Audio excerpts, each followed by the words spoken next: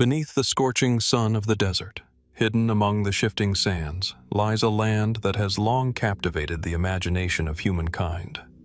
Ancient Egypt, its towering pyramids, intricate temples, and enigmatic tombs, whispers secrets from a forgotten time. But what if some of those secrets refuse to stay buried? What if, even now, the silent stones of the past are calling out, beckoning us to solve mysteries that defy time and reason? From the unfathomable construction of the Great Pyramid to the untold stories of lost pharaohs, Egypt's ancient civilization remains shrouded in shadow. Did the gods truly walk among mortals? Or is there a more profound truth hidden within the monuments that have endured for millennia? And what about the vast tombs? Some never fully explored, their treasures and dangers still tantalizingly close. As we step into the heart of these archaeological enigmas, questions abound.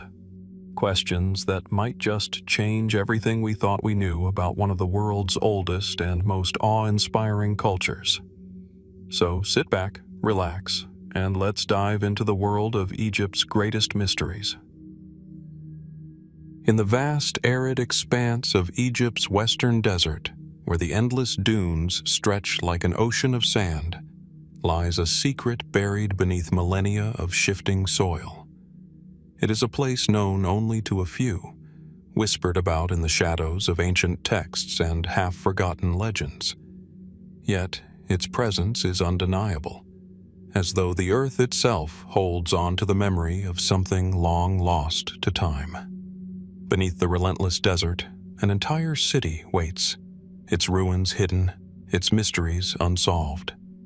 This is the story of the hidden city beneath Egypt's western desert. In 1996, an expedition uncovered a series of mysterious structures not far from the oasis of Kharga. Buried beneath the sands for centuries, these ruins seemed out of place. There were no inscriptions, no markers, no clear indications of the city's origins. Yet what they found was undeniable. Remnants of stone buildings, walls that once stood tall, and fragments of artifacts that hinted at a once thriving civilization. The site was not merely a temporary settlement, but a complex city that may have once been home to thousands of people. The location, far from the bustling banks of the Nile, raised immediate questions. How could such a city exist so far from the lifeblood of Egypt? What was its purpose, and why had it been abandoned? Mainstream archaeology points to the fact that the area was part of Egypt's extensive trade routes during the Greco-Roman period, with settlements like these functioning as outposts for merchants and travelers. However, there's something strange about this particular site. It is not just a place of trade. It appears to have been a center of knowledge, a sanctuary of ancient rituals, or perhaps a forgotten political hub. Artifacts found at the site include pottery, coins, and tools that bear both Egyptian and foreign influences. The mix suggests a melting pot of cultures, much like Egypt itself during the Roman occupation in the 1st century BC. But then there are the oddities. Unusual carvings, intricate yet unfamiliar, hint at a different kind of society. A society whose customs and beliefs may have been influenced by other civilizations, possibly those from the distant East or even further beyond. The city, if it truly is one, seems to transcend conventional boundaries of time and space, bridging gaps between cultures and eras. Despite these discoveries, much of the site remains unexplained. One of the most fascinating elements of the western desert city is its strange, almost mystical geometry. The structures, while clearly man-made, appear to have been constructed with a deliberate precision that defies simple explanation. Some researchers speculate that the layout of the city might not just be for practical purposes, but that it may also have held symbolic or spiritual significance. Was it designed to align with the stars or the sun, much like the pyramids and temples of Egypt's more well-known cities? Could this have been a place where ancient Egyptians practiced some form of sacred or celestial worship, designed in harmony with the natural world? Or was it a hub for some other kind of knowledge, hidden from the public eye? There is, however, another theory that has emerged in recent years. Some claim that this city may have been part of a far larger network of lost civilizations that spanned beyond Egypt's borders, possibly even extending into what we now call Palestine, linking ancient Egypt with distant cultures in ways we have yet to fully comprehend. Could there have been a hidden history of migration, trade, or cultural exchange that we still have not discovered? Was this city a crossroad, not just for merchants, but for the exchange of ideas, religious practices, and philosophies that would later shape the ancient world? And yet, the most perplexing aspect of this hidden city remains the mystery of its sudden abandonment. Why would an entire civilization, no matter how small, disappear so completely from history? The city's remains show little evidence of war or natural disaster. There is no sign of violence, and the walls seem to have crumbled gradually over time, suggesting an abandonment rather than destruction. Did the city's inhabitants simply move on, leaving behind their once thriving community for reasons we may never know? Or did something more profound occur, an event so catastrophic or mysterious that the city was left to be swallowed by the desert? The Western Desert, with its immense stretches of land and sparse population, has always been a place of intrigue. It is not only a region where Egypt's secrets lie buried beneath its shifting sands, but a place where history itself seems to fade, leaving behind only traces, mysterious traces that speak of a forgotten past. Even as archaeologists continue to unearth the ruins, new questions arise. What, if anything, was the true purpose of this city? What secrets did its builders keep, and why have they remained hidden for so long? There are those who believe that the city may hold the key to understanding a more ancient and mystical Egypt, one that existed long before the more well-documented civilization we know today. But others remain skeptical, dismissing the site as just another forgotten outpost of an ancient empire. As research continues, one thing remains certain: the city beneath Egypt's western desert is far from fully understood. The sands of time may have concealed its secrets for millennia, but they are not forgotten. Not yet.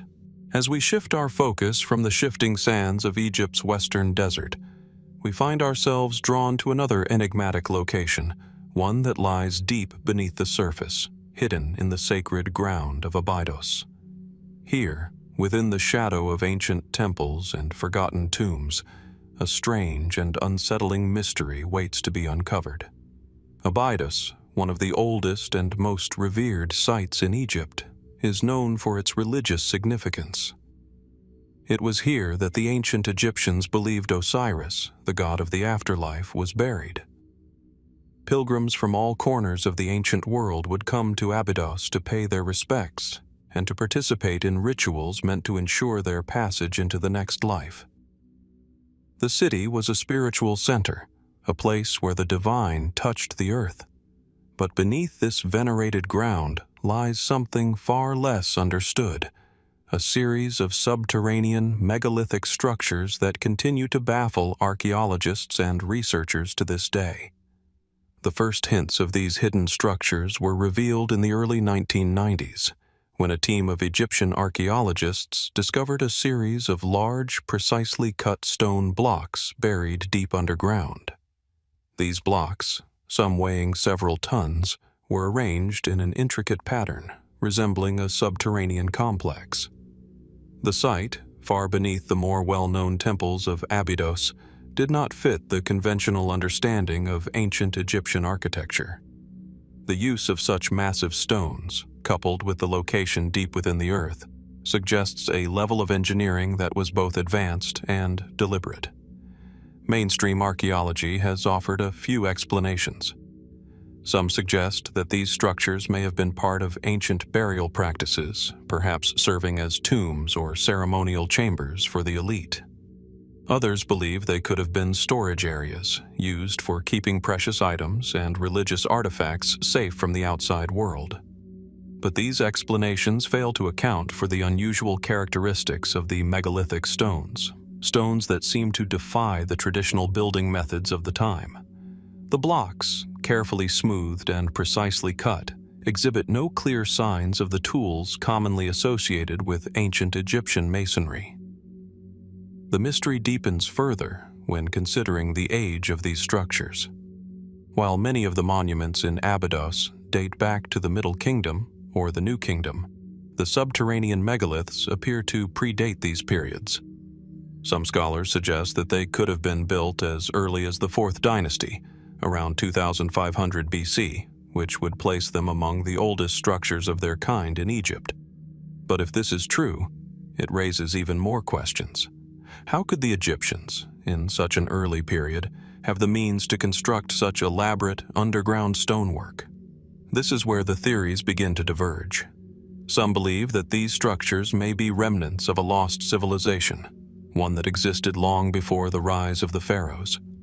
Could these megalithic blocks be the work of a people whose knowledge of engineering and construction was far beyond what we typically attribute to ancient Egypt? Could they have been part of a forgotten age, lost to history, erased by time and natural disaster? Or perhaps these structures were built by the Egyptians themselves, who possessed knowledge that has since been lost to the sands of time. Another, more speculative theory suggests that the subterranean structures of Abydos may be connected to ancient technology, possibly even the remnants of a forgotten power source. Some researchers point to the strange alignment of the stones, which appear to form patterns that mirror those found in other ancient megalithic sites around the world. Could there be a connection between the mysterious structures beneath Abydos and the idea of lost technology, similar to the advanced power systems suggested for sites like the Great Pyramid of Giza or the megalithic ruins of South America? Some theorists propose that these underground chambers were once used to harness energy, their precise engineering allowing them to generate or store power in ways we can only begin to understand. But of course, these are only theories, speculative ideas that drift in and out of the realm of possibility. What is certain is that the megalithic structures beneath Abydos remain an enigma. While we can verify their existence and we can study the stones that were used to build them, the purpose of the site remains elusive. There are no inscriptions to tell us who built it or why, and no definitive answer to the question of what it was meant to accomplish. As more research is conducted, the mystery only deepens. New tools, new technologies, and new methodologies may eventually uncover more secrets of Abydos. But for now, we are left to wonder, what lies beneath the sacred ground of Abydos? Is this the work of a lost civilization? Or is it simply another example of the advanced knowledge of the ancient Egyptians? What purpose did these subterranean structures serve, and what mysteries do they still hold? The questions remain, suspended in time, awaiting the day when the answers may finally come to light. As we continue our journey through Egypt's ancient mysteries, we find ourselves drawn to one of the most enigmatic and lesser-known sites, the Serapeum at Saqqara. Nestled among the monumental tombs and pyramids of Egypt's ancient necropolis, the Serapeum is a place of profound significance and strange, unexplained discoveries. It is here, beneath the layers of history, that a set of mysterious black boxes lies hidden in plain sight, objects that continue to provoke both fascination and bewilderment. The Serapeum, originally built during the reign of Pharaoh Amenemhat II in the 12th dynasty, serves as the final resting place for the sacred Apis bulls, creatures believed to be earthly manifestations of the god Ptah. Over the centuries, the site has been expanded and adorned with intricate corridors and chambers, each carved from the living rock of the Saqqara Plateau. But it is not the bulls alone that captivate the imagination. Deep within the Serapeum, in a series of subterranean chambers, archaeologists have uncovered something far more mysterious: massive stone boxes, precisely carved, perfectly polished, and of an astonishing weight and size. These black boxes, as they have come to be known, are constructed from granite, a material so dense and hard that it was traditionally used for only the most sacred and important monuments. Some of these boxes are enormous, standing over 3 feet tall and weighing several tons. Yet, what truly distinguishes them from other artifacts of the time is their uncanny precision. The lids of these boxes fit so perfectly that no gaps can be seen, as if they were crafted with a level of sophistication that seems beyond the capabilities of the ancient Egyptians, even with their advanced tools. Mainstream archaeology suggests that these stone boxes were meant to house the remains of the sacred Apis bulls, as the Egyptians believed the bull's soul would continue to live on in the afterlife. The bulls were treated with great reverence, and their mummified bodies were placed inside these sealed granite boxes, which were then interred in the chambers of the Serapeum. It is a reasonable explanation, yet it leaves much unexplained. First and foremost, how were these massive stone boxes carved with such precision? The techniques required to create these objects with the flawless fit and finish they exhibit have been a subject of debate among scholars. While Egyptologists suggest the use of copper tools, the idea seems insufficient given the immense hardness of granite. What tools did the ancient Egyptians possess to achieve such detailed craftsmanship? And why was such an extraordinary level of care and perfection applied to objects meant to house the remains of animals? Could there have been another hidden purpose for these boxes, one that we have yet to understand? Some theories suggest that these boxes were not merely ceremonial, but were somehow part of a far more complex system, perhaps even related to advanced technologies lost to time. Could they have been used for some form of energy storage or transmission, as some fringe theories propose? The exact measurements and alignment of the boxes in the Serapeum seem deliberate, as if they were placed with a specific cosmic or geographic purpose in mind. Could these boxes have been designed to interact with the environment in ways we still do not fully comprehend? Another curious aspect of the Serapeum is the strange, almost otherworldly quiet that surrounds the site. Despite the grand scale of the necropolis, the Serapeum feels isolated, with its labyrinthine corridors and hidden chambers contributing to an atmosphere of secrecy. The boxes themselves stand as silent sentinels, their purpose lost to the centuries.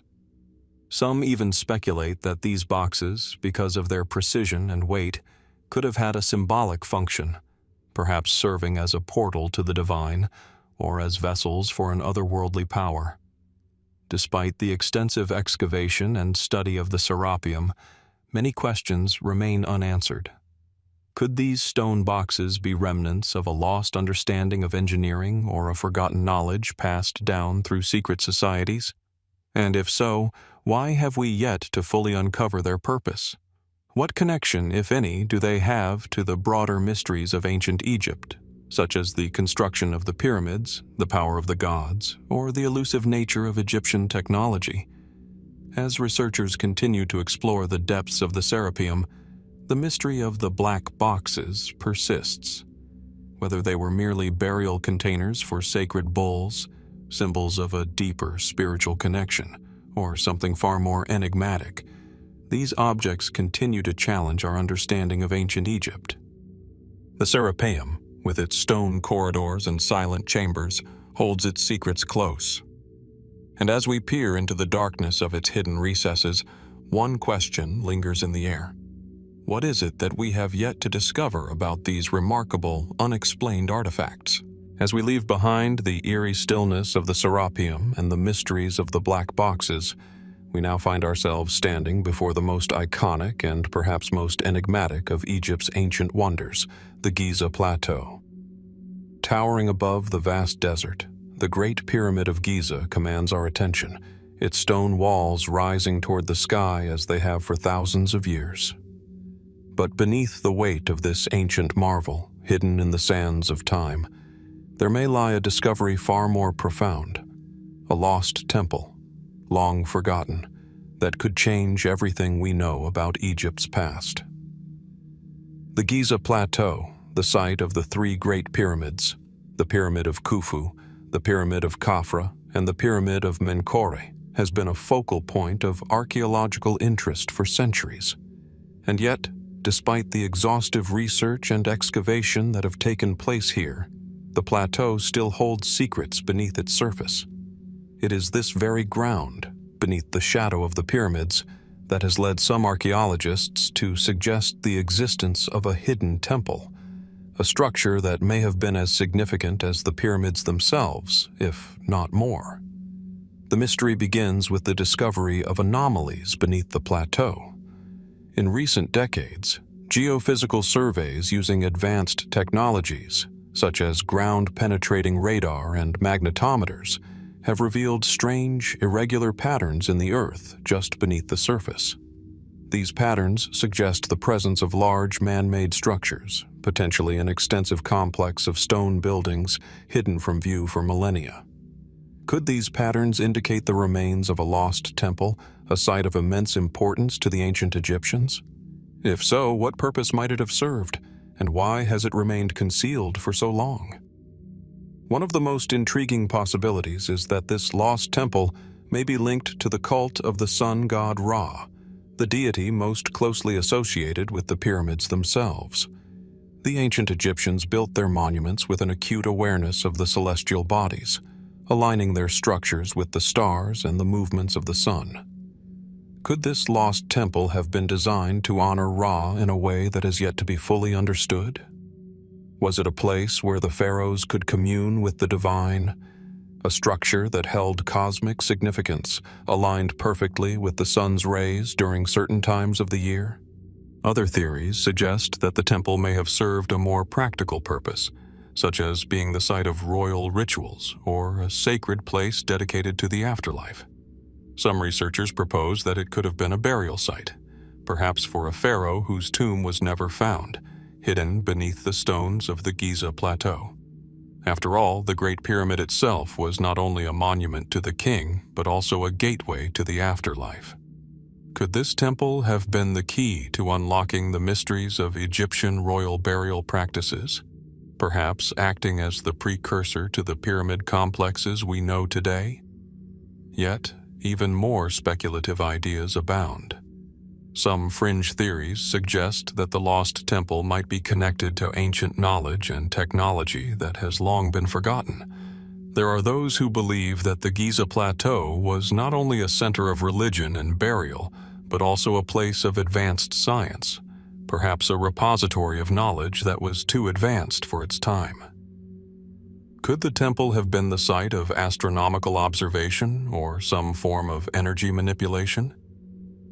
Some have even suggested that the hidden structures might hold the key to unlocking the mysteries of the Great Pyramid itself, perhaps revealing that the pyramid was not a tomb, but a complex machine or power source of unknown origin. Despite the various hypotheses, the mainstream view remains that these anomalies beneath the Giza Plateau are remnants of a later structure, possibly built during the reign of a later pharaoh, or perhaps the remnants of ancient quarrying operations used to build the pyramids. But these explanations do not fully account for the strange patterns revealed by the geophysical surveys. The size, complexity, and positioning of these structures suggest that they could be part of something much older, possibly a temple complex that predates the pyramid age itself. Could this structure have been part of an even more ancient Egyptian civilization, lost to time, whose knowledge and practices were absorbed by the later dynasties? As excavation continues and technology advances, we may one day uncover the true nature of the lost temple beneath the Giza Plateau. But for now, we are left with more questions than answers. What purpose did this temple serve, and why was it concealed beneath the earth for so long? What knowledge, if any, was contained within its walls, and what connection did it have to the monuments that stand above it? Was it a site of great spiritual or cosmic significance, or simply another forgotten building lost to history? As we stand at the foot of the Great Pyramid, the vastness of the Giza Plateau stretches before us. The sand shifts and the wind whispers as though urging us to look deeper, to uncover what lies hidden beneath the surface. The mystery remains unsolved, but the search continues, leaving us to wonder what secrets still lie buried beneath the ancient sands of Egypt. As we continue our exploration of Egypt's most tantalizing mysteries, we turn our attention once again to the Giza Plateau, home to the iconic pyramids, some of the most studied and yet most enigmatic structures on the planet. Among them stands the Pyramid of Khafre, the second largest of the three Great Pyramids, its sleek limestone casing still visible at the top, glimmering in the harsh Egyptian sun. For centuries, this pyramid has captivated archaeologists, historians, and explorers alike, with its towering presence and profound connection to ancient Egypt's rulers. Yet beneath its ancient stones, there may lie a secret that has yet to be fully revealed, a hidden chamber, still debated and elusive, that radar scans suggest could be waiting to be discovered. In 2017, a team of scientists, using state-of-the-art radar technology, announced a startling discovery: a hidden void or chamber within the Pyramid of Khafre. The discovery came after an intensive study using cosmic ray imaging, a method that allows researchers to peer inside the structure without disturbing its ancient walls. The scans revealed an anomaly deep within the pyramid, a large, previously unknown space that appears to be sealed off from the rest of the pyramid's internal chambers. But what exactly lies inside this mysterious void, and why has it remained hidden for so long? The Pyramid of Khafre is no stranger to mystery. Like its more famous neighbor, the Great Pyramid of Khufu, it has long been the subject of intense study, offering both revelations and riddles. Khafre, the pharaoh believed to have commissioned the pyramid around 2500 BC, was the son of Khufu, the builder of the Great Pyramid. His pyramid, while slightly smaller, is distinguished by its still visible capstone and its unique location beside the Great Sphinx. Yet despite the pyramid's significance, we know little about the chambers inside it. The burial chamber of Khafre himself has long been believed to lie deep within, but the true nature of the internal spaces has remained elusive. Mainstream archaeology suggests that the pyramid may have been intended as a grand tomb, much like Khufu's, with chambers meant to house the king's sarcophagus and treasures for the afterlife. But the discovery of this hidden chamber raises new questions. Why would such a large void exist within the pyramid's structure, and what could its purpose have been? Was it simply an architectural feature, perhaps added for balance or to relieve pressure on the pyramid's immense stone structure? Or could it be a concealed space, perhaps a chamber that was deliberately sealed off and hidden for a purpose we have yet to understand? Some theorists suggest that the hidden void might have been a place of ritual or significance, possibly linked to the religious practices surrounding Khafre's reign. The ancient Egyptians were known for their elaborate burial rituals, which often involved multiple chambers, hidden passageways, and secret spaces designed to protect the dead from grave robbers and to facilitate the deceased's journey into the afterlife. Could this hidden chamber have been part of a larger, undiscovered burial complex? Or might it have been a chamber meant to house some sacred object or artifact, perhaps an offering to the gods, or an object of great importance to Khafre's reign? Another possibility, more speculative in nature, is that the void may have had a more astronomical or esoteric purpose. The ancient Egyptians, with their remarkable knowledge of the stars and celestial bodies, often aligned their monuments with the heavens, incorporating cosmic symbolism into their architecture. Could this hidden chamber have been aligned with a specific star, constellation, or planetary event that was significant to Khafre and his court? Some suggest that the placement of the chamber might be part of a larger, unrecognized system of cosmic alignment meant to mirror the divine order or to channel celestial energy. Despite the various theories, one thing remains certain. The true nature of the hidden chamber within Khafre's pyramid remains a mystery. The radar scans have provided us with tantalizing glimpses, but they have not revealed what, if anything, lies within. Some scholars remain skeptical of the findings, suggesting that the void could simply be an empty space, perhaps created during the pyramid's construction or a result of natural shifts in the surrounding stone. But the anomaly persists, and with it, the possibility that there is much more to Khafre's pyramid than we have yet discovered. As we stand before the Pyramid of Khafre, gazing up at its weathered stone face, we are reminded that even the most iconic and well-explored monuments of ancient Egypt still hold their secrets close. What lies within the hidden chamber, if anything at all? Could it contain the key to understanding Khafre's reign and the mysteries of Egypt's ancient civilization? Or is it simply a remnant of an architectural decision long forgotten? The answers remain elusive, but the mystery endures, waiting for the day when, perhaps, we will finally uncover what lies hidden beneath the stones of the Pyramid of Khafre. As we journey beyond the towering pyramids of Giza, we encounter a pivotal moment in Egyptian architectural evolution, the Step Pyramid of Djoser. Located at the Saqqara necropolis, the Step Pyramid marks a breakthrough in monumental construction. Around 2630 BC, Imhotep, Pharaoh Djoser's vizier, transformed a simple mastaba tomb into a revolutionary six-tiered structure that symbolized both royal and religious power. However, beneath this imposing pyramid lies a secret that has intrigued archaeologists for centuries: a vast underground network of tunnels. Unlike the later pyramids, Djoser's Step Pyramid was part of an extensive burial complex, designed not just as a monumental tomb, but as a space for the pharaoh's afterlife journey. Surrounding the pyramid are temples, courtyards, and other structures, while beneath the surface stretches a labyrinthine system of tunnels and chambers. This subterranean world has remained largely unexplored, sparking the curiosity of modern researchers who believe the tunnels may reveal more than we currently understand about ancient Egyptian beliefs and rituals. The first clues to these underground passages emerged in the 1920s. Initial excavations uncovered a system of tunnels extending as deep as 30 meters into the earth, meticulously constructed with the same precision as the pyramid above.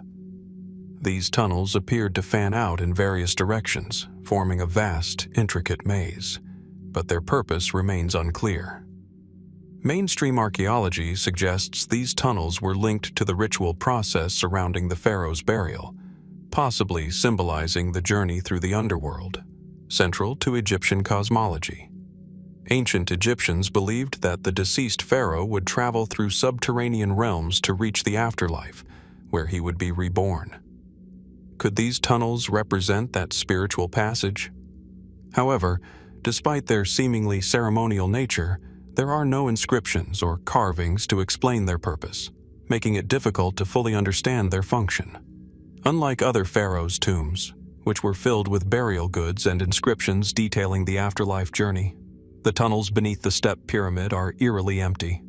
There are no remains of the pharaoh, no treasures, and no signs of burial chambers.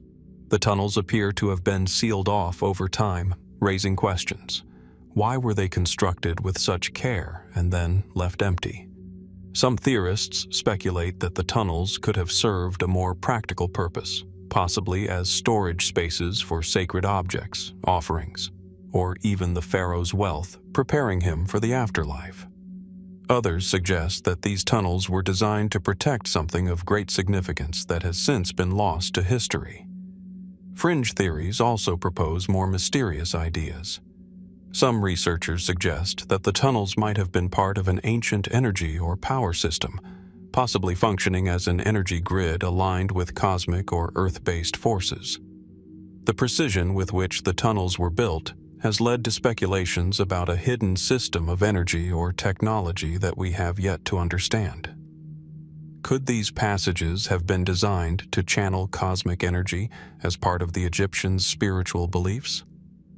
Another speculative theory posits that the tunnels could be linked to a lost civilization that predated the Egyptians. This theory suggests that the tunnels were built by a culture with advanced knowledge of architecture and construction, far beyond what we attribute to the early Egyptians. If so, why was this knowledge concealed beneath the Step Pyramid, hidden from history for millennia? Despite modern technology and archaeological advancements, the full extent of the tunnels beneath the Step Pyramid remains a mystery. While some sections have been explored, many deeper areas are still inaccessible, sealed off either by natural causes or deliberate actions taken long ago. The enigma of these tunnels continues to puzzle researchers, who remain uncertain about their purpose, origin, and what they may ultimately reveal. As we stand before the Pyramid of Khafre, gazing up at its weathered stone face, we are reminded that even the most iconic and well-explored monuments of ancient Egypt still hold their secrets close. What lies within the hidden chamber, if anything at all? Could it contain the key to understanding Khafre's reign and the mysteries of Egypt's ancient civilization? Or is it simply a remnant of an architectural decision long forgotten? The answers remain elusive, but the mystery endures, waiting for the day when, perhaps, we will finally uncover what lies hidden beneath the stones of the Pyramid of Khafre. As we continue to explore the hidden mysteries of ancient Egypt, we now focus on the Temple of Dendera. Located along the Nile River 60 miles north of Luxor, the Dendera Temple complex is dedicated to Hathor, the goddess of love, music, and motherhood. With its intricate carvings and massive columns, it is a marvel of ancient Egyptian architecture. Yet beneath the temple's grandeur lies a secret, a set of subterranean passages that have captivated scholars and explorers alike. The Dendera Temple is famous for its remarkable reliefs and detailed carvings, including the famous Dendera light, which some claim shows an early depiction of electric lighting, though mainstream archaeology dismisses this interpretation. While the temple above ground reflects divine and cosmic significance, it is the strange passages below that continue to intrigue. These underground chambers and tunnels, extending deep beneath the temple, have been a subject of speculation for over a century. In the early 19th century, French archaeologist Auguste Mariette discovered the entrances to these subterranean passages. Unlike the burial chambers of the Valley of the Kings, these tunnels were not designed for tombs. They differ from anything found in other Egyptian temples, making their purpose a mystery that has persisted through the ages. The most striking feature of these passages is their complexity and careful construction. Carved into the bedrock beneath the temple, the tunnels twist and wind in unexpected directions, with some passages stretching for significant distances before ending in small chambers. What sets them apart is the absence of inscriptions or artifacts typically found in such spaces, leaving us with no clear understanding of their intended function. They appear to have been deliberately concealed, hidden from later generations who may have been unaware of their existence. Mainstream explanations suggest the tunnels may have served a ritualistic or ceremonial purpose. Ancient Egyptian temples were often designed to mirror the cosmos, with their layout reflecting a spiritual journey. Could these subterranean passages have symbolized the pharaoh's passage to the underworld, or provided space for secret rituals conducted by temple priests? The Egyptians' elaborate religious practices make it plausible that such spaces played a role in their rituals. However, the mystery deepens when we consider the scale and secrecy of these tunnels. They don't seem to be linked to the temple's primary function as a place of worship for Hathor. No evidence of offerings or ceremonial objects has been found within the tunnels, and no clear connection to the temple's worship is apparent. Why go to such lengths to construct a hidden, complex network, only to leave it largely empty? What was the true purpose of these passages, and why have they remained so elusive? Some theories venture into more speculative territory, suggesting that these passages could have been part of a lost tradition of knowledge or technology. Could the tunnels have been designed to move energy or power in a way we don't yet understand? The precision with which they were constructed and their concealment has led some to speculate that the Egyptians may have had access to forgotten technology related to energy manipulation. Were these tunnels part of a larger underground network serving a purpose beyond our conventional understanding of religion or ritual? Others propose that the subterranean passages might be connected to the temple's astronomical significance. The Egyptians were keen astronomers, often aligning their temples with celestial bodies. Could the tunnels be aligned with specific stars or constellations, with the temple acting as a cosmic machine for the precise observation and manipulation of the stars? Some even suggest that these passages could have served as an ancient observatory, allowing priests to study the heavens in ways we have yet to comprehend. Despite the various theories, the true purpose of the subterranean tunnels beneath the Dendera Temple remains one of Egypt's greatest mysteries. The lack of clear evidence or inscriptions inside the tunnels leaves room for speculation, with each theory offering its interpretation of what these passages once represented. Could they have been part of religious ceremonies, symbolizing the cosmos or the afterlife? Or were they linked to an older, forgotten system of knowledge and power buried beneath the sands of time? As we continue to explore ancient Egyptian history, we are left with more questions than answers. What were these tunnels truly for? What secrets do they hold? The answers may be lost to time or waiting to be uncovered by future generations of researchers. But for now, the mystery of the subterranean passages beneath the Dendera Temple remains a silent enigma, hidden beneath stone and sand, waiting for those brave enough to uncover its truth. As we delve deeper into Egypt's archaeological wonders, we encounter the Hypogeum, a subterranean complex that defies conventional understanding of ancient Egyptian architecture. Located near the Nile, this structure is a marvel, blending both architectural and acoustic innovations. The Hypogeum has long been shrouded in mystery, particularly due to its sound-amplifying chambers, spaces that seem to have been designed with a remarkable sensitivity to acoustics.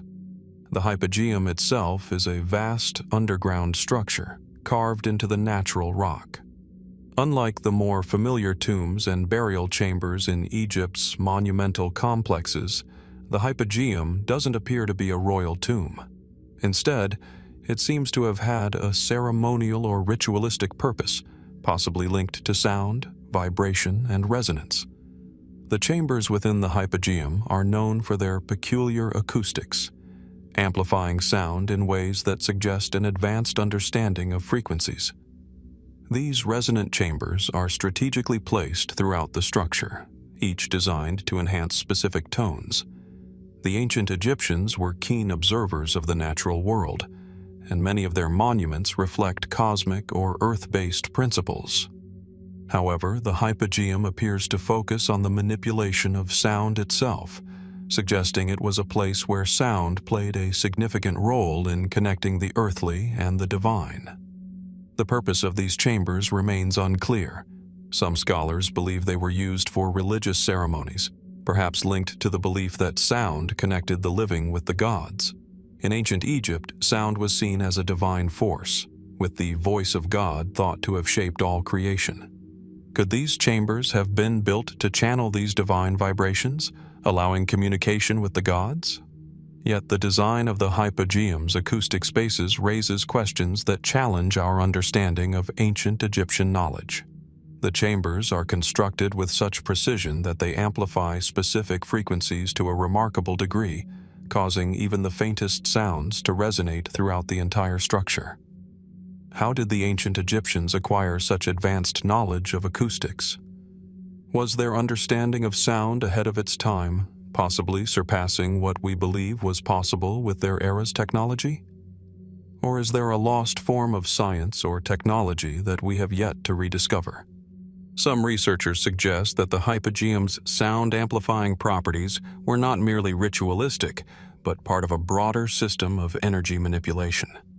Could these chambers have been used to focus or amplify energy in ways that we don't yet understand? Perhaps for healing or communication? The precision of the chambers indicates that their designers not only understood acoustics, but also the interaction between sound waves and materials, creating specific effects. This suggests the hypogeum could have been part of a lost system of knowledge related to energy. More speculative theories propose that the hypogeum was linked to ancient technology, perhaps a device capable of amplifying sound or vibrations for unknown purposes. Some theorists even suggest the hypogeum was part of a larger network of structures designed to focus sound or electromagnetic energy, similar to ideas linking the Great Pyramid of Giza to advanced technology. Could it have been a component of an ancient sound machine, designed to influence the environment, affect the human body, or interact with the cosmos? Despite these theories, no definitive explanation has been found for the purpose of the hypogeum's sound-amplifying chambers. The structure's acoustics continue to baffle researchers, as the chambers were built with an intentional understanding of sound properties that modern science still cannot fully explain. Was it purely ceremonial, reflecting the Egyptians' spiritual beliefs about sound? Or was it part of a larger system combining architecture, energy, and sound in ways we are only beginning to understand? As we stand at the threshold of the hypogeum, listening to the echoes of ancient sounds that once filled the chambers, we are reminded of the profound mysteries still hidden beneath Egypt's monuments. The sound-amplifying chambers, with their precise design, invite us to explore further and question how the ancient Egyptians harnessed the power of sound. The answers remain elusive, but the questions continue to intrigue, leaving us to wonder what other ancient structures might reveal about the lost knowledge of this civilization. As we delve deeper into Egypt's ancient mysteries, we arrive at the vast burial ground of Saqqara, home to some of the most intriguing discoveries. It is here, in this expansive necropolis, that one particularly captivating artifact was uncovered. A small golden statue that has sparked curiosity among archaeologists and researchers alike. Known as the bird statue, its form and composition raise questions far beyond its apparent purpose. Discovered in 2000, buried deep within the Saqqara site, the bird statue immediately attracted attention due to its striking, almost otherworldly design. At first glance, it appears to be a beautifully crafted golden bird, its wings delicately spread, its features sharp and detailed. Standing only a few inches tall, it seems like nothing more than an ornamental figure, perhaps intended to honor a deity or serve as an offering. However, closer examination of its shape and proportions suggests something far more curious. The possibility that this object may have been designed with aerodynamic properties, hinting at an understanding of flight the ancient Egyptians could not have had in the way we understand it today. The most striking feature of the bird statue is its wings and body. Unlike typical bird representations in ancient Egyptian art, its wings are angled and shaped in a way that mimics the aerodynamic properties of modern flight. The body is sleek and resembles the design of a modern aircraft, complete with a tail structure that appears to function like the stabilizing fins found in modern aviation. The detail in its design suggests that the craftsman possessed a sophisticated understanding of form and balance, concepts crucial to flight. Mainstream archaeology argues that the statue was likely an ornamental piece, perhaps a religious offering. In ancient Egyptian culture, birds, especially hawks and falcons, were associated with gods like Horus and Ra, representing divine protection, or the god's flight through the heavens. Given this symbolism, it's easy to assume that the bird statue was another such representation, an emblem of divine power. However, its unique aerodynamic design raises questions that can't be so easily dismissed. Was this simply an artistic depiction of a bird, or could it have been an object with a purpose beyond decoration? One theory suggests that the statue could have been more than an artifact. Some believe it may have been a model of an ancient flying machine, potentially a glider or a prototype for flight technology. The aerodynamic qualities of the bird's wings and sleek body mirror the principles of flight that would only be fully understood thousands of years later. Could the ancient Egyptians have had some rudimentary knowledge of flight? Could this bird statue represent an early attempt to capture the mechanics of flight, perhaps as a design for a functional object? This theory is further bolstered by a more speculative suggestion that the statue may be connected to an advanced, lost technology. Some fringe theorists propose that the ancient Egyptians, with their knowledge of engineering, might have had access to technology that has since been lost.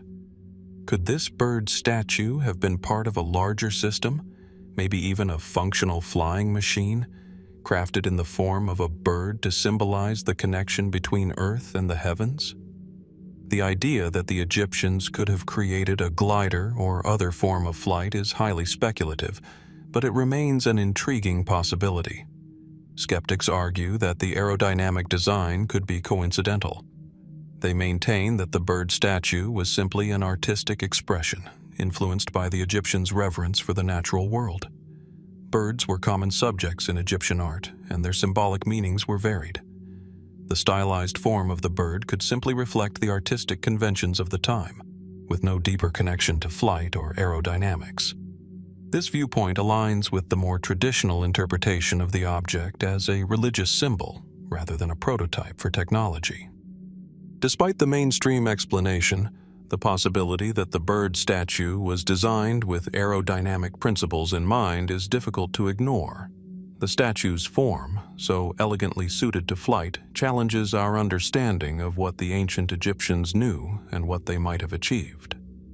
Could this be a relic of an ancient civilization with a far more advanced understanding of natural forces than we previously imagined? Standing before this small golden bird, we are reminded that the mysteries of ancient Egypt are far from solved. The question remains, was this just an artistic representation, or does it suggest something far more profound? Could the ancient Egyptians have known more about flight than we have given them credit for? The golden bird statue from Saqqara continues to intrigue, its true purpose and meaning still hidden in the sands of time, waiting for those willing to question the limits of what we think we know about ancient Egypt. As we delve deeper into Egypt's ancient mysteries, we encounter a discovery that challenges our understanding of Egyptian burial practices and the technologies the civilization may have possessed. Beneath the monumental pyramids, where pharaohs and nobles were laid to rest, traces of an unexpected substance have been found: mercury.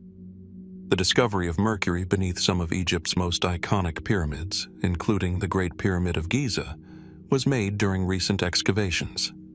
Traces of this heavy, liquid metal have been uncovered in areas that seem to serve no logical purpose for its use, given what we know about ancient Egyptian practices. Mercury, often referred to as quicksilver for its liquid form at room temperature, is a substance not commonly associated with ancient civilizations. Yet, it has been found in significant quantities beneath pyramid structures, primarily in chambers or shafts connected to the burial sites of the pharaohs. Mercury is toxic and often avoided due to its hazardous properties. So why was it used in these ancient burial complexes? The traces found beneath the pyramids are not accidental. They appear to have been deliberately placed, embedded within the pyramid's structure. Some archaeologists suggest that mercury may have been linked to ancient Egyptian ritual practices, perhaps to simulate or represent a connection between the earthly realm and the divine. Egyptians believed in the transformative power of the afterlife, and substances like gold, resin, and precious stones were commonly used to accompany the dead, ensuring safe passage and protection. However, mercury's use seems far more enigmatic. One mainstream theory is that mercury was used for its reflective properties.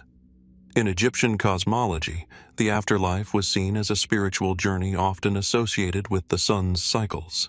Mercury, with its liquid and reflective nature, could have symbolized the sun's journey across the sky, mirroring the soul's path from death to rebirth. The substance may have been seen as a way to mirror the heavens, connecting the physical world to the divine.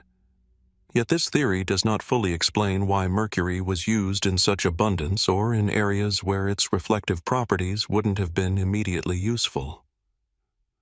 Another suggestion is that mercury had magical or protective properties, possibly serving as a barrier against evil spirits or grave robbers. It is well documented that many ancient cultures believed in substances that could protect the dead, ensuring peace in the afterlife. Could mercury have acted as a safeguard for the pharaohs, creating an impervious barrier to protect them from disturbance? The mystery deepens when we consider the quantities of mercury found in the pyramids. These traces are not small. Significant deposits suggest a purposeful application of mercury, likely in rituals or constructions on a scale far beyond ordinary use. The sheer volume of mercury found points to a level of sophistication that we might not typically associate with the ancient Egyptians. Did they understand this substance's properties more deeply than we are aware of? Was mercury part of a technology we don't fully comprehend, perhaps related to energy manipulation? Some fringe theories propose that mercury may have been used in a lost technology, one that we have yet to rediscover. Could the Egyptians have used mercury as part of a system of energy, utilizing its conductive and reflective properties to amplify certain forces? The way mercury was placed beneath the pyramids, often aligned with the internal chambers, suggests it might have been part of a larger energy system designed to interact with the stones and internal spaces of the pyramid. While speculative, this idea remains a topic of debate among those who believe the ancient Egyptians may have had access to lost technologies. The enigma of mercury traces beneath the pyramids doesn't just concern a specific burial practice or artifact. It forces us to reconsider the foundations of what we know about ancient Egyptian technology and spiritual beliefs. Was mercury merely a symbolic and magical substance used for religious purposes, or was it something more? Could the ancient Egyptians have had access to knowledge that we've yet to uncover? Knowledge involving energy manipulation in ways we can't fully grasp today? As we examine these traces of mercury beneath the pyramids, we are left with more questions than answers. The mystery remains unsolved, its secrets locked beneath the heavy stones of Egypt's most famous monuments. What was the true purpose of the mercury? What else might still be hidden beneath the pyramids, waiting to be discovered? The answers remain elusive, but the search continues, offering a glimpse into a world of ancient knowledge and power that we are only beginning to understand. As we continue to explore Egypt's ancient mysteries, we are drawn to the Duat, the ancient Egyptian netherworld. Believed to be the realm the deceased would traverse on their journey to the afterlife, the Duat is depicted in funerary texts such as the Book of the Dead and the Coffin texts. These references reveal not only Egypt's spiritual beliefs, but also their sophisticated understanding of the afterlife and the journey of the soul. Among the most intriguing aspects of the Duat is its cartography, often referred to as the map of the Duat. These detailed maps were not just symbolic. They served as functional guides for the deceased, showing regions, dangers, and obstacles encountered on the journey to the afterlife. The Duat was seen as a place of trials, ruled by gods, demons, and mythical creatures. The soul had to pass through gates and face challenges before reaching judgment. The Book of the Dead illustrates this map, showing the deceased traveling through the underworld, encountering gods like Osiris, Anubis, and Thoth, as well as dangerous creatures such as the serpent Apophis. The Duat was divided into 12 hours, each associated with a specific trial. The soul would journey through these hours, facing divine judgment or seeking guidance from gods who assisted in navigating the dark terrain. What is truly striking about the map of the Duat is its almost architectural layout, suggesting a deeply organized understanding of the afterlife. It is often depicted as horizontal divisions, each representing different regions of the journey. Some areas are calm, filled with symbols of divine protection, while others are ominous, reflecting struggle and chaos. It represents a journey of transformation, where the soul must evolve and prove its worth before entering the realm of the gods. The Duat also appears in Egyptian artworks and tombs, particularly in the Valley of the Kings, where detailed depictions of its geography can be found. These depictions show the deceased navigating gates, interacting with gods, and entering celestial realms. The precision of these representations suggests the Egyptians saw the Duat not as an abstract concept, but as a real structured place that needed to be mapped for the soul's journey. This raises the question: how much of the Duat's map was symbolic, and how much was based on a literal understanding of the afterlife? Mainstream views typically treat the map of the Duat as a symbolic tool. Ancient Egyptians often used art and ritual to express spiritual beliefs in metaphorical terms.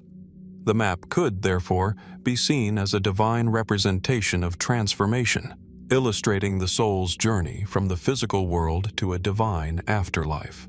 However, what if these depictions were not merely symbolic? Some researchers speculate that the Egyptians' knowledge of the stars, the cosmos, and natural phenomena influenced their portrayal of the Duat. Could the regions of the Duat, with its gates and trials, reflect the movement of celestial bodies? Did the Egyptians design these maps not only as guides for the soul, but also to mirror the cosmos itself, as above, so below? Even more intriguing are fringe theories suggesting that the map of the Duat might be based on actual knowledge of underground realms, perhaps beneath the earth or within the pyramid complexes. Could the gates and regions represent an understanding of subterranean chambers or hidden spaces yet to be uncovered? Some even propose that the geography of the Duat was linked to specific locations in Egypt, creating a spiritual map that connected the living world with the afterlife in a literal sense. Did the Egyptians embed secret knowledge in their temples, tombs, and monuments to guide the souls of the dead? The map of the Duat presents a complex interplay of art, spirituality, and potential ancient knowledge that remains difficult to fully understand. The intricacy of its design, its connection to the cosmos, and its depiction of trials and divine judgment suggest a sophisticated view of the afterlife. This view goes beyond belief into a realm of cosmic understanding. As we study the ancient texts and depictions of the Duat, one question persists. Was the map of the Duat simply a spiritual or symbolic representation, or does it reveal a deeper, hidden understanding of the Egyptians' view of the world and the cosmos? The mystery of the Duat, and the maps charting its strange terrain, continues to beckon, inviting us to explore the boundaries between the living and the dead, and to wonder what ancient knowledge might still be hidden, waiting to be revealed. As we continue to explore the profound mysteries of ancient Egypt, we are drawn to the concept of the double tombs of Osiris. Osiris, the god of the afterlife, resurrection, and judge of the dead, is one of Egypt's most important deities. His death and resurrection form the core of Egyptian religious beliefs, and his tombs, according to inscriptions, play a key role in this mythology. However, the idea of double tombs dedicated to Osiris, buried in different locations, has puzzled scholars for centuries. In ancient Egyptian texts and inscriptions, references to Osiris's double tombs, one in Abydos and another in Philae, have sparked intrigue. Abydos, a sacred site deeply associated with Osiris, was believed to be the location of his body after his murder by his brother Set. It was at Abydos that the soul of Osiris resided, and where pilgrims journeyed to honor the god and partake in rituals to ensure safe passage into the afterlife. However, there are also references to a second tomb at Philae, located far to the south. The idea of Osiris having two tombs, so distant from each other, raises several questions.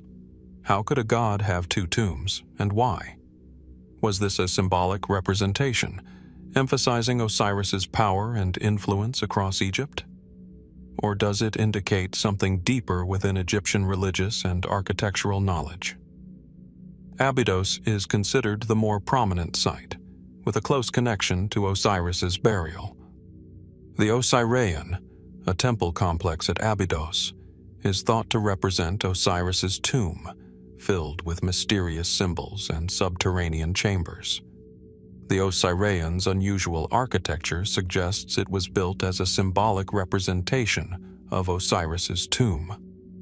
The underground chamber, with its megalithic stones and complex design, hints at the reverence with which Osiris was regarded and the profound rituals associated with his death and resurrection. Yet the reference to a second tomb at Philae remains a mystery. The temple at Philae, dedicated to Isis and Osiris, lies on an island in the Nile and was one of the last places where Egyptian religious rituals continued until the rise of Christianity. Some believe that Osiris's second tomb was located there. The notion that a god could have two resting places so far apart seems strange. Were these dual locations part of a religious narrative symbolizing Osiris's dominion over both Upper and Lower Egypt? Or did these locations hold a deeper meaning yet to be uncovered? The idea of a double tomb may also reflect the broader theme of duality in Egyptian cosmology.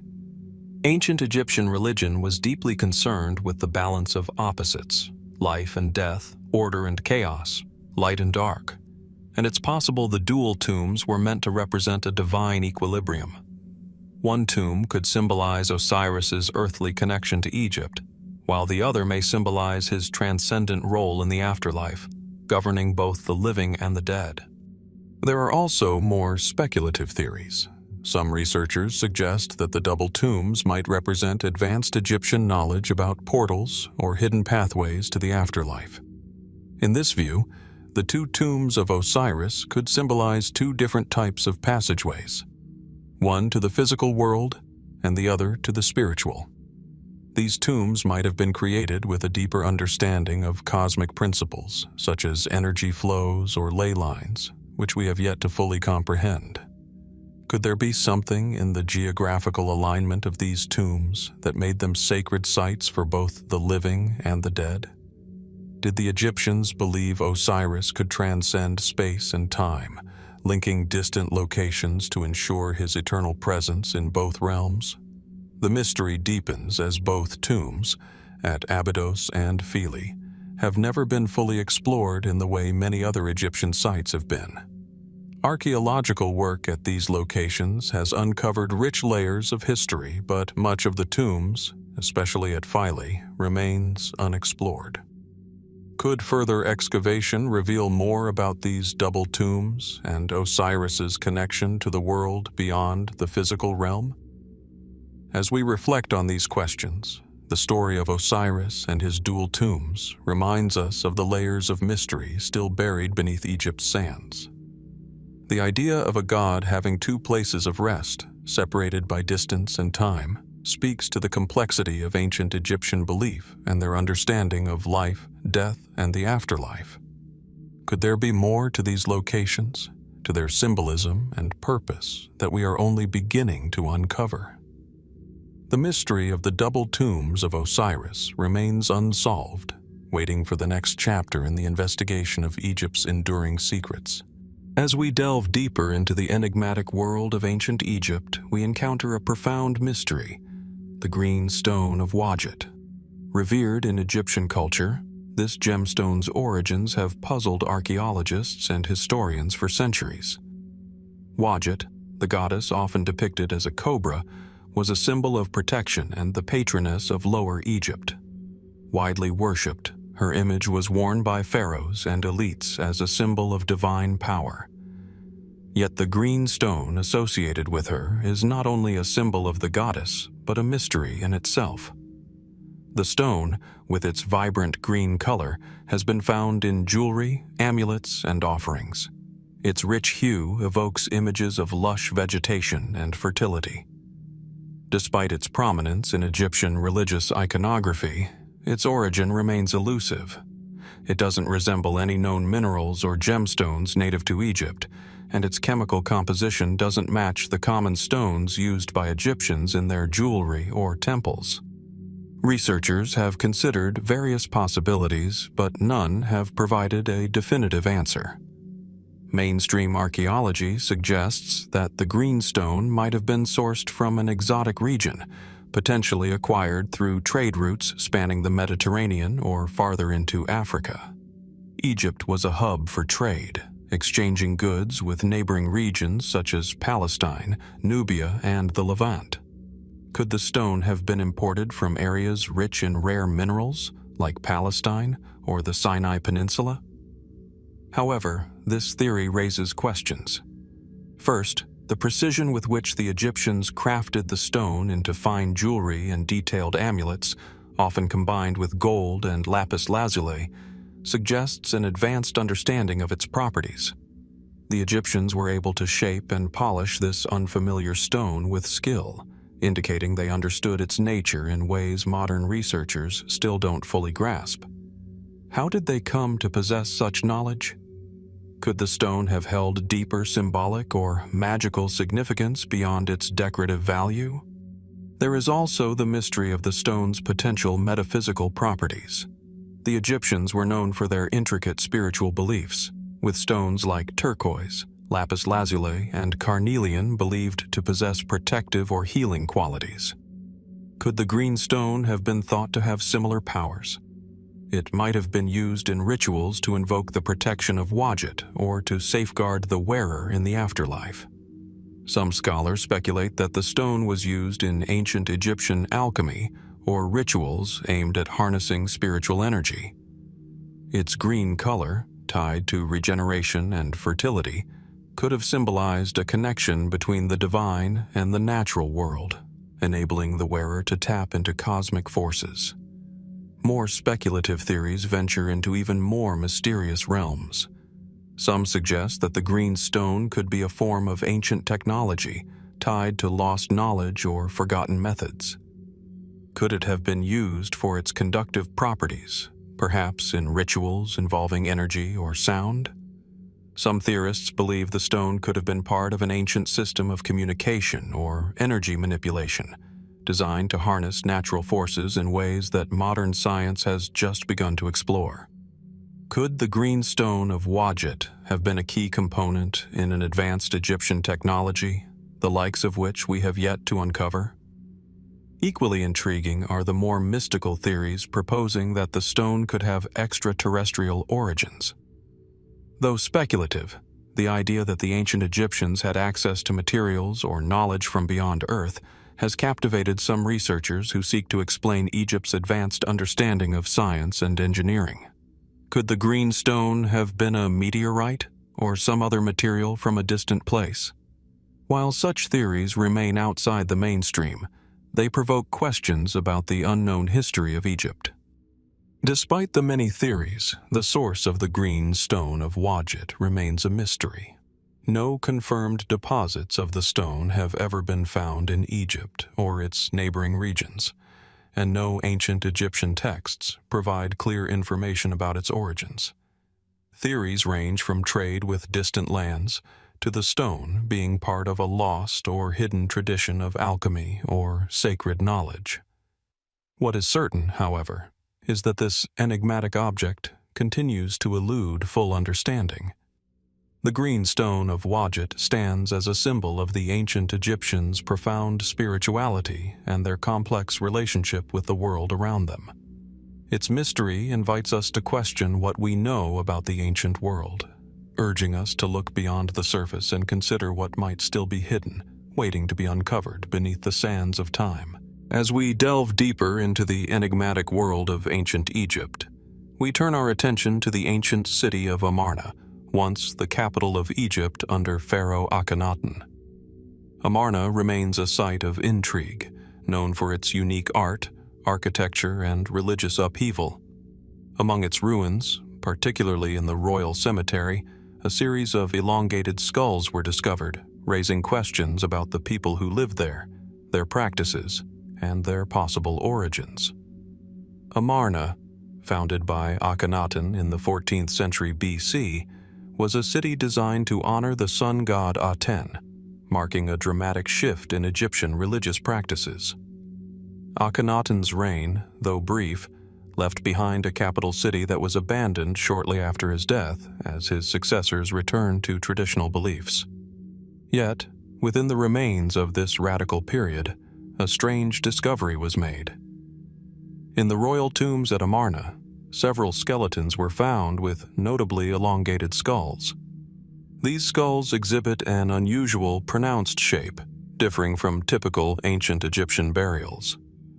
While head shaping and cranial modification were practiced by some ancient cultures, these skulls appear distinct from the common forms seen in Egyptian mummies. Mainstream archaeologists have offered several explanations for these elongated skulls. One possibility is that the elongation was a form of cultural or ceremonial modification. In ancient Egypt, head binding was practiced as a symbol of status or distinction. These elongated skulls might represent an elite class within Amarna society, possibly linked to the royal family or a specific religious order. The modification could symbolize beauty, intellectual superiority, or a divine connection, concepts central to ancient Egyptian society. However, the location of these skulls in Amarna's royal cemetery adds complexity.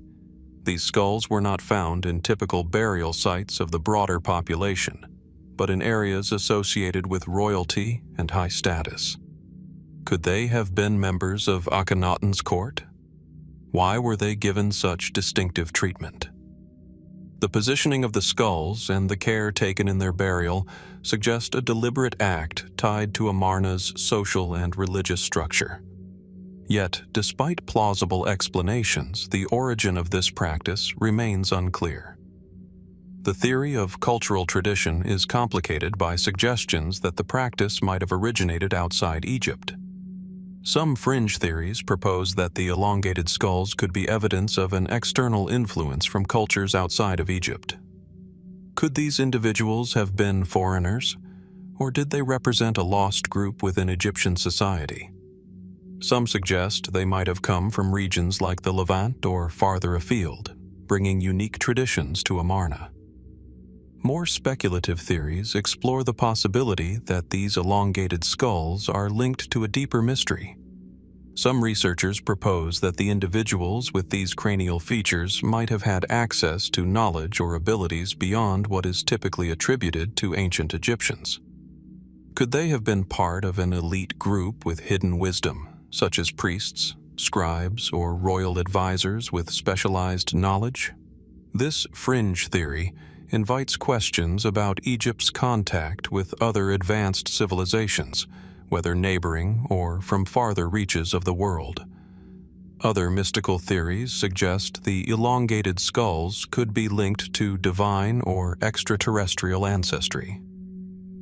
Although widely debunked in mainstream archaeology, some believe these individuals may have been seen as descendants of gods or celestial beings. This idea connects to broader questions about Egypt's advanced knowledge and the many mysteries surrounding their architectural and spiritual achievements. Could the elongated skulls symbolize a divine or supernatural connection, marking these individuals as possessing ties to beings from the heavens? Despite the various theories, the discovery of elongated skulls at Amarna challenges our understanding of Egyptian culture and raises more questions than answers.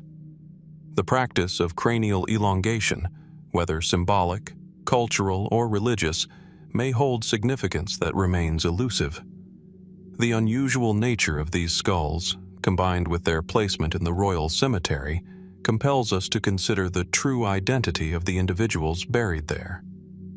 Were they royal relatives, high-ranking officials, or a secret group with hidden knowledge? What might their mysterious appearance reveal about the people living during Akhenaten's reign?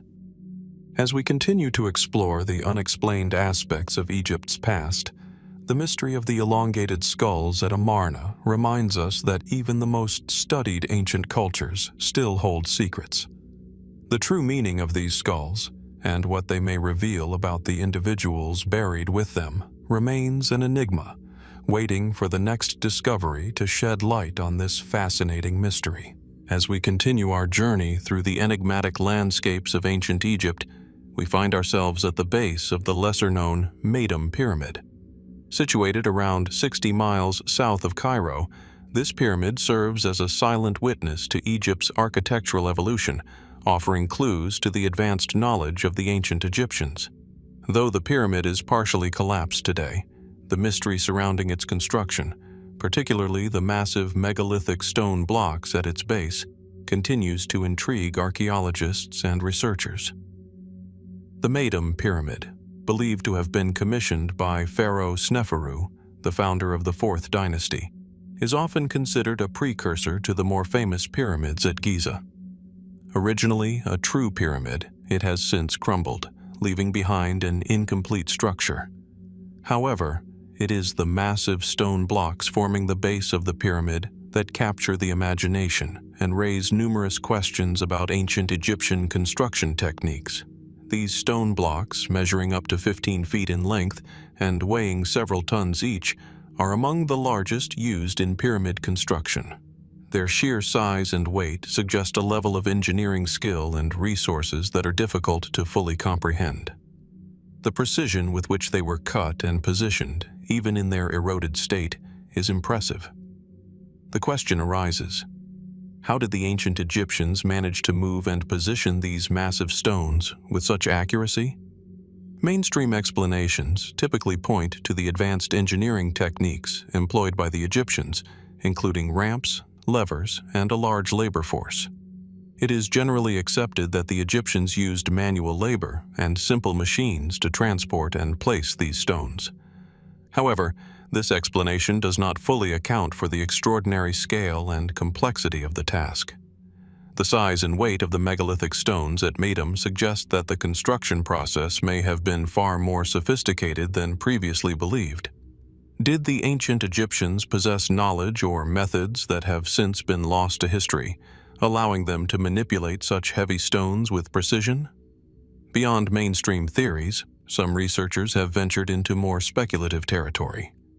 One theory proposes that the ancient Egyptians might have had access to advanced tools or techniques that modern historians have not yet discovered. Some suggest that sound or vibrational frequencies might have played a role in moving and placing the stones. The idea is that certain frequencies could reduce friction, making the stones easier to move.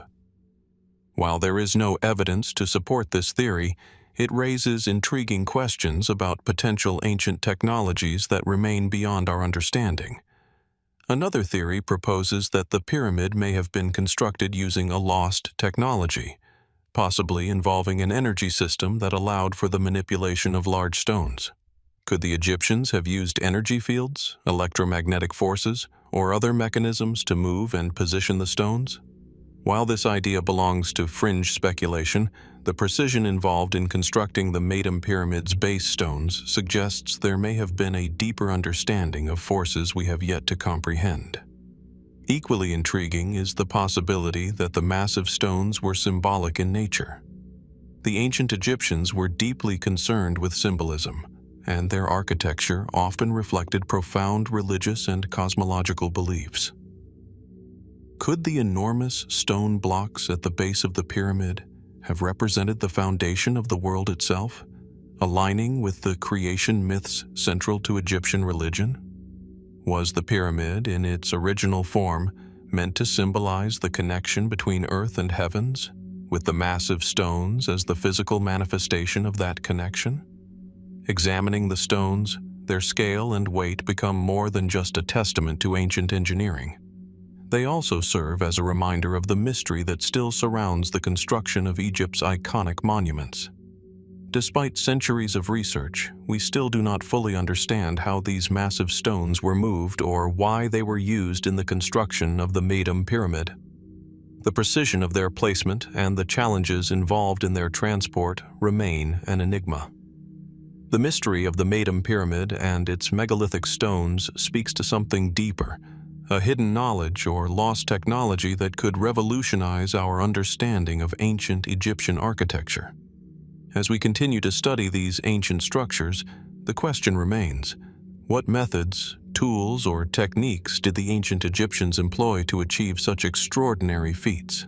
Could there be secrets yet to be uncovered in the stones of Meidum that will shed light on the true scale of their achievements?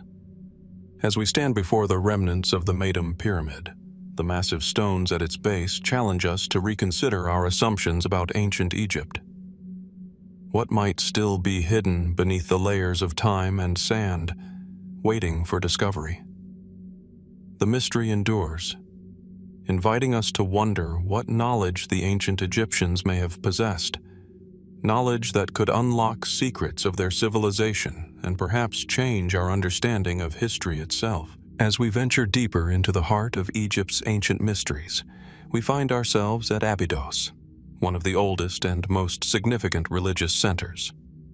Located along the western bank of the Nile, Abydos is renowned for its connection to Osiris, the god of the afterlife, and is considered the site of his burial. Pilgrims traveled to Abydos to honor Osiris and ensure their safe passage into the afterlife. Yet beneath this sacred ground lies a mystery, double-layered burial shafts that continue to puzzle archaeologists. These burial shafts, uncovered in the early 20th century, are unlike those found in other ancient Egyptian tombs. What makes them particularly intriguing is their unusual design, a double-layered system of shafts, one placed above the other. The outer shaft appears to have been constructed first, with the second, smaller shaft dug beneath it, creating a layered effect. This design challenges traditional Egyptian tomb construction and raises questions about its purpose. The tombs themselves contain a variety of artifacts and remains, suggesting the high status of those buried within. The shafts, which vary in size and depth, seem to have been created for individuals of considerable importance. But why would the ancient Egyptians construct burial shafts in this layered fashion? What purpose did the second, smaller layer serve? Mainstream archaeology suggests that the double-layered shafts may have had a ritualistic or symbolic function. The first, larger shaft might have served as the primary burial site, while the second could have been intended for the soul's journey or as a space for additional offerings. Some experts propose that the smaller shaft represented the transition between the physical and spiritual realms, with it serving as a space for purification or transformation before reaching the afterlife. Yet this explanation leaves many questions unanswered. The exact nature of the second layer remains unclear. Could it have been meant for ritual offerings or symbolic objects accompanying the deceased? Was it intended for a form of spiritual purification before reaching the final resting place? Or might it have been used for additional family members or a group connected to the primary occupant of the tomb? The mystery deepens when we consider the possibility that the double-layered shafts were not unique to Abydos, but part of a broader funerary tradition that is still not fully understood. While similar burial practices have been found in other regions of Egypt, none exhibit the same distinct double-layered design. Could these shafts represent an ancient belief in the dual nature of life and death, or even a complex concept of soul division? Could the design have been a way to ensure the deceased passed through different realms before reaching the final afterlife? Some researchers suggest that the double burial shafts could relate to a more cosmic or astronomical belief. The Egyptians were known for their sophisticated understanding of the stars, and many of their tombs were aligned with celestial bodies. Could the double-layered shafts have been aligned with a specific constellation or celestial event, guiding the deceased soul on its journey to the afterlife? If true, these burial sites would not only serve as physical tombs, but also as symbolic maps of the heavens. More speculative theories propose that these burial shafts could be linked to lost or hidden knowledge, possibly connected to advanced practices such as Egyptian alchemy or sacred geometry. Some suggest the shafts were designed to harness energy or influence the flow of cosmic forces, aiding the deceased's journey through unseen realms. Though fringe, these theories raise the possibility that the ancient Egyptians understood principles of energy and spirituality in ways that modern science has yet to grasp. Despite these theories, the true purpose of the double-layered burial shafts at Abydos remains unclear. The answers may lie buried beneath the sands, waiting for further excavation and research. The unusual design and the artifacts found within the tombs suggest that the ancient Egyptians had beliefs and practices more complex than we currently understand. As we stand before Abydos, surrounded by monuments dedicated to Osiris, we are reminded that even one of the most studied ancient cultures holds mysteries that remain unsolved. The double-layered burial shafts invite us to look deeper into ancient Egyptian spirituality, questioning what may still be hidden beneath history's surface. What beliefs guided the construction of these tombs? What do they reveal about the ancient Egyptians' views on life, death, and the afterlife? The mystery endures, awaiting the next discovery to shed light on this fascinating and enigmatic aspect of Egypt's history. As we continue our exploration of Egypt's enduring mysteries, we come upon the star alignments referenced in the pyramid texts, ancient inscriptions containing some of the oldest religious writings in the world. These texts, etched into the walls of the pyramids at Saqqara, offer invaluable insights into the spiritual beliefs and practices of the ancient Egyptians. Yet, within these sacred writings lies a mystery that continues to puzzle scholars. The peculiar star alignments mentioned, which seem to defy simple explanation. The pyramid texts, carved into the interiors of the pyramids of pharaohs like Unas and Teti, were intended to guide the deceased king's soul through the afterlife. These texts are filled with spells and rituals designed to protect the pharaoh and ensure his rebirth and ascension to the heavens. Central to Egyptian cosmology was the belief that the pharaoh, upon death, would be reborn among the stars. The texts often mention specific stars, constellations, and celestial events, framing the afterlife as a journey through the heavens where the pharaoh would join the gods in their divine realm. One of the most intriguing aspects of the pyramid texts is how stars are incorporated into the king's journey. The texts reference various stars that the deceased king must align with, particularly constellations like Orion and the North Star. Orion, closely connected to Osiris, the god of the afterlife, was believed to be his celestial counterpart. Aligning with these stars was seen as essential for the pharaoh's transformation and ultimate resurrection. At the heart of this mystery is the question of why celestial bodies were so central to the Egyptians' understanding of the afterlife. The alignment of the pyramids, such as those at Giza, suggests a sophisticated knowledge of astronomy. The pyramids at Giza are precisely aligned with the cardinal points, and many tombs were oriented to match the stars, especially those in Orion, which was linked to Osiris. But the connections between the pyramid texts and specific star alignments go even further, hinting at a deeper understanding of the cosmos than previously believed. The star references in the pyramid texts have long intrigued scholars, as they seem to point to an advanced astronomical knowledge that ancient Egypt's contemporaries did not possess. Some experts propose that the alignment to specific stars was part of a larger cosmological system where the pharaoh's soul was meant to merge with the stars themselves. But this alignment also raises questions about the degree of astronomical precision the Egyptians had. The pyramid texts mention stars and constellations in ways that suggest not only an advanced understanding of the night sky, but also the ability to predict and align with celestial events. Some references, however, are difficult to explain using traditional astronomical models. For example, the imperishable stars, thought to be eternal and unchanging, are mentioned as essential for the pharaoh to achieve immortality. However, these stars do not correspond neatly to any known celestial bodies today. Could the ancient Egyptians have had access to astronomical knowledge that has since been lost, perhaps due to time or the destruction of ancient records. Some researchers suggest that the imperishable stars might refer to stars visible in ancient times, but now hidden due to the precession of the equinoxes, a phenomenon that shifts the position of the stars over thousands of years.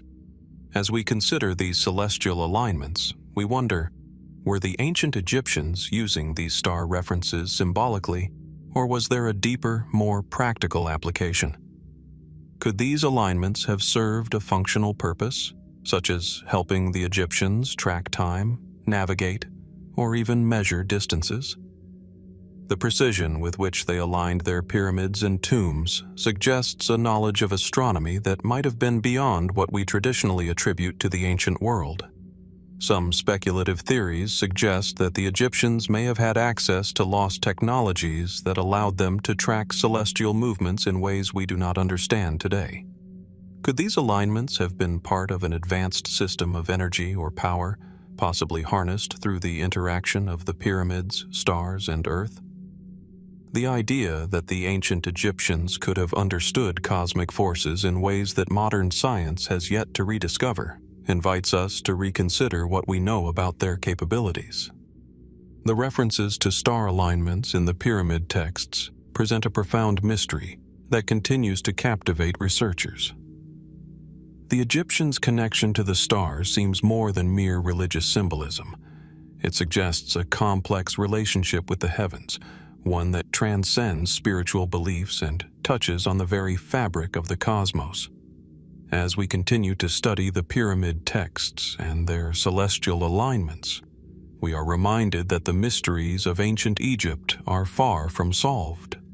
What other secrets lie hidden in the stars, waiting to be uncovered? While the answers remain elusive, the search continues, inviting us to look to the heavens and wonder what ancient knowledge may still be waiting to be rediscovered. As we continue our exploration of Egypt's enduring mysteries, we come upon a striking, enigmatic object, one that has long puzzled researchers: a scarab pendant made of a translucent greenish stone found in the tomb of the boy king Tutankhamun. This particular artifact is crafted from Libyan desert glass, a rare and mysterious material that raises a host of questions that remain unanswered. Libyan desert glass is a greenish-yellow substance found across the Libyan desert in North Africa. Dating back between 28 and 29 million years, it was not formed through the usual processes of mineral formation, but is believed to have been created by an intense heat event, possibly due to a meteorite impact or other extraterrestrial event that caused extreme heat and pressure in the desert region. When Howard Carter uncovered the treasures of Tutankhamun's tomb in 1922, he found a wealth of dazzling artifacts, from golden chariots to richly adorned jewelry. Among these treasures was the scarab pendant made from Libyan desert glass, which seemed out of place amid the more familiar materials of gold and lapis lazuli. The glass's green glow contrasted sharply with the other jewels, sparking curiosity. How did such a rare and unique material so far from Egypt come to be in the possession of a pharaoh? Mainstream archaeology suggests that the glass was likely acquired through trade. Ancient Egyptians were known for their extensive trade networks spanning the Mediterranean and sub-Saharan Africa. Materials like precious stones, metals, and exotic substances were highly valued. Libyan desert glass, though rare, might have reached Egypt through these routes, making it a prized material used in royal adornments. This theory fits within the context of Egypt's trade networks, which extended across regions like Palestine, Nubia, and beyond. However, while trade provides a plausible explanation for how the glass came to Egypt, it doesn't explain why it was specifically chosen for Tutankhamun's jewelry or what it might symbolize. Libyan desert glass is not just any decorative stone. Its origins and the extreme conditions needed to form it suggest something more. Some believe the glass held mystical significance, perhaps seen as a link between the earthly realm and the divine. In ancient Egyptian culture, rare materials were often used in sacred objects, believed to connect the living with the gods. Could the glass have been seen as a celestial or divine substance, connected to the heavens in a similar way to the starry symbolism in Egyptian art and mythology? More speculative theories, however, suggest an even more extraordinary origin for Libyan desert glass. Some researchers propose that it may not have originated from natural forces on Earth, but from an extraterrestrial source. While such ideas are often dismissed by mainstream scholars, the unique nature of Libyan desert glass invites curiosity.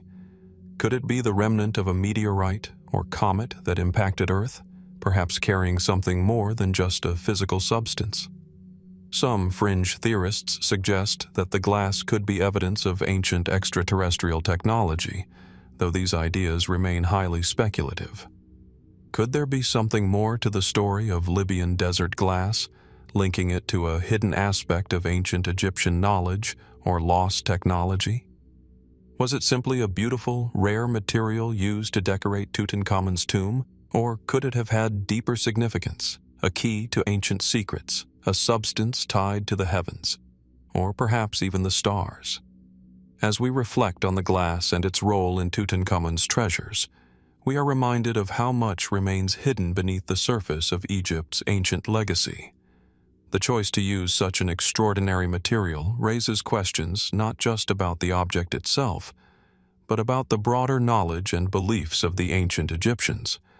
What did the glass represent to them? Was it merely decorative, or did it hold deeper spiritual or symbolic meaning? The origin of Libyan desert glass, like many of Egypt's mysteries, remains unresolved. Its inclusion in the tomb of Tutankhamun suggests it was more than just a rare artifact. It may have been a powerful and enigmatic substance. Was it a piece of the heavens, a symbol of divine power, or perhaps a relic of a forgotten otherworldly encounter? The answers remain elusive, inviting further exploration of the hidden truths that may yet lie beyond our understanding.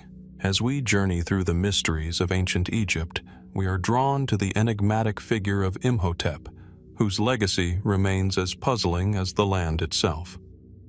Revered as one of Egypt's greatest minds, Imhotep was an architect, physician, priest, and advisor to Pharaoh Djoser. His design of the Step Pyramid at Saqqara, the first pyramid ever constructed, cemented his place in history. Yet, one mystery continues to elude archaeologists: the location of his tomb. Despite Imhotep's prominence and divine status after death, his tomb remains undiscovered. He was deified and worshipped as a god of medicine, wisdom, and architecture. His name appears across Egypt, and temples were built in his honor. But despite his fame, his final resting place remains hidden somewhere in Egypt. Some believe Imhotep was buried in Saqqara, near the Step Pyramid he designed, a fitting tribute to the man who revolutionized Egyptian architecture. Yet, despite numerous excavations around Saqqara, no confirmed tomb has been found. Could it be that, like many other tombs, his was looted over time, with its secrets lost to history? Or could there be a deeper mystery at play? Mainstream archaeology suggests that Imhotep's tomb may simply have been lost to time. Egypt has been extensively excavated for centuries, and while many tombs have been uncovered, others have been ravaged by grave robbers or buried beneath the shifting sands. The idea that Imhotep's tomb could have been obscured over time is plausible, but it raises the question of why it has never been definitively found among the tombs of Saqqara. Yet, some believe that Imhotep's tomb was intentionally concealed or hidden, not lost, but deliberately protected from discovery. Given his revered status, could his tomb have been designed to remain hidden, possibly by royal decree, to preserve his legacy? Some theorists suggest that the burial place may have been constructed with hidden passages or complex systems meant to shield it from intruders and ensure his eternal rest undisturbed. This raises the intriguing possibility that Imhotep's tomb was surrounded by layers of secrecy, a puzzle built into its design. Further fueling the mystery are theories proposing that Imhotep's tomb might be connected to sacred geometry or celestial alignment. As with many Egyptian monuments, there could be a hidden pattern or alignment yet to be understood. Could his tomb align with certain stars, as many tombs and pyramids were designed to do? Some researchers speculate that the ancient Egyptians, with their profound knowledge of astronomy and sacred geometry, constructed tombs to align with celestial bodies, honoring the gods or guiding the deceased to the afterlife. If Imhotep's tomb follows such principles, it might be hidden in plain sight, waiting for the right knowledge or technology to reveal its location. Even more speculative theories suggest that Imhotep's tomb could be part of a much older or more advanced civilization. Some propose that the Egyptians inherited or discovered knowledge from a more ancient culture, leaving clues encoded in their tombs and monuments. Could Imhotep's tomb be part of this lost tradition, a key to unlocking secrets from a forgotten age? Despite these theories and decades of searching, Imhotep's tomb remains one of Egypt's greatest unsolved mysteries. Was it hidden to preserve his sanctity, or is it simply waiting to be uncovered by future explorers? Could the answers lie in the stars, in the architecture of Saqqara, or in a place we least expect? The mystery of Imhotep's tomb raises questions not just about his burial place, but about the broader mysteries surrounding Egypt's ancient knowledge.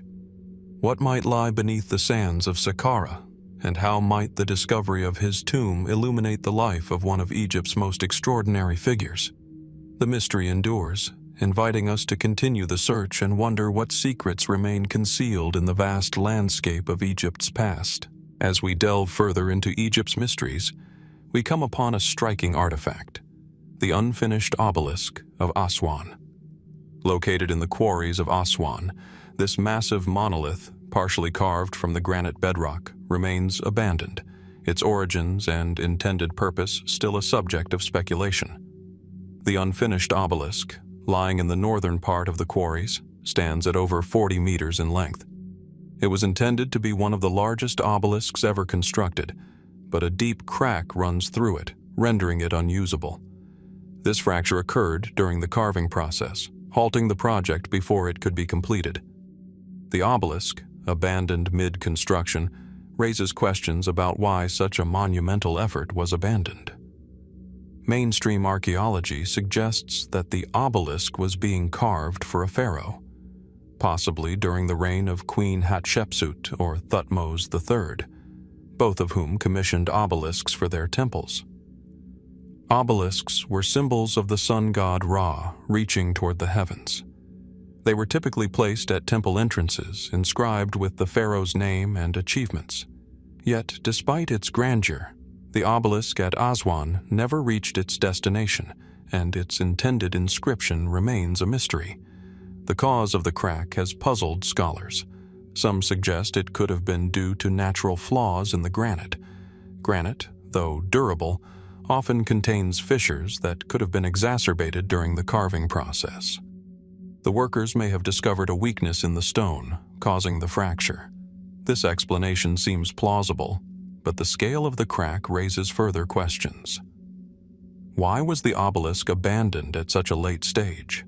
Was it merely a flaw in the stone, or was there another reason for the sudden cessation of the project? Other theories explore the possibility of human error or miscalculation. The ancient Egyptians were skilled stone carvers, but working with granite of such size presented challenges.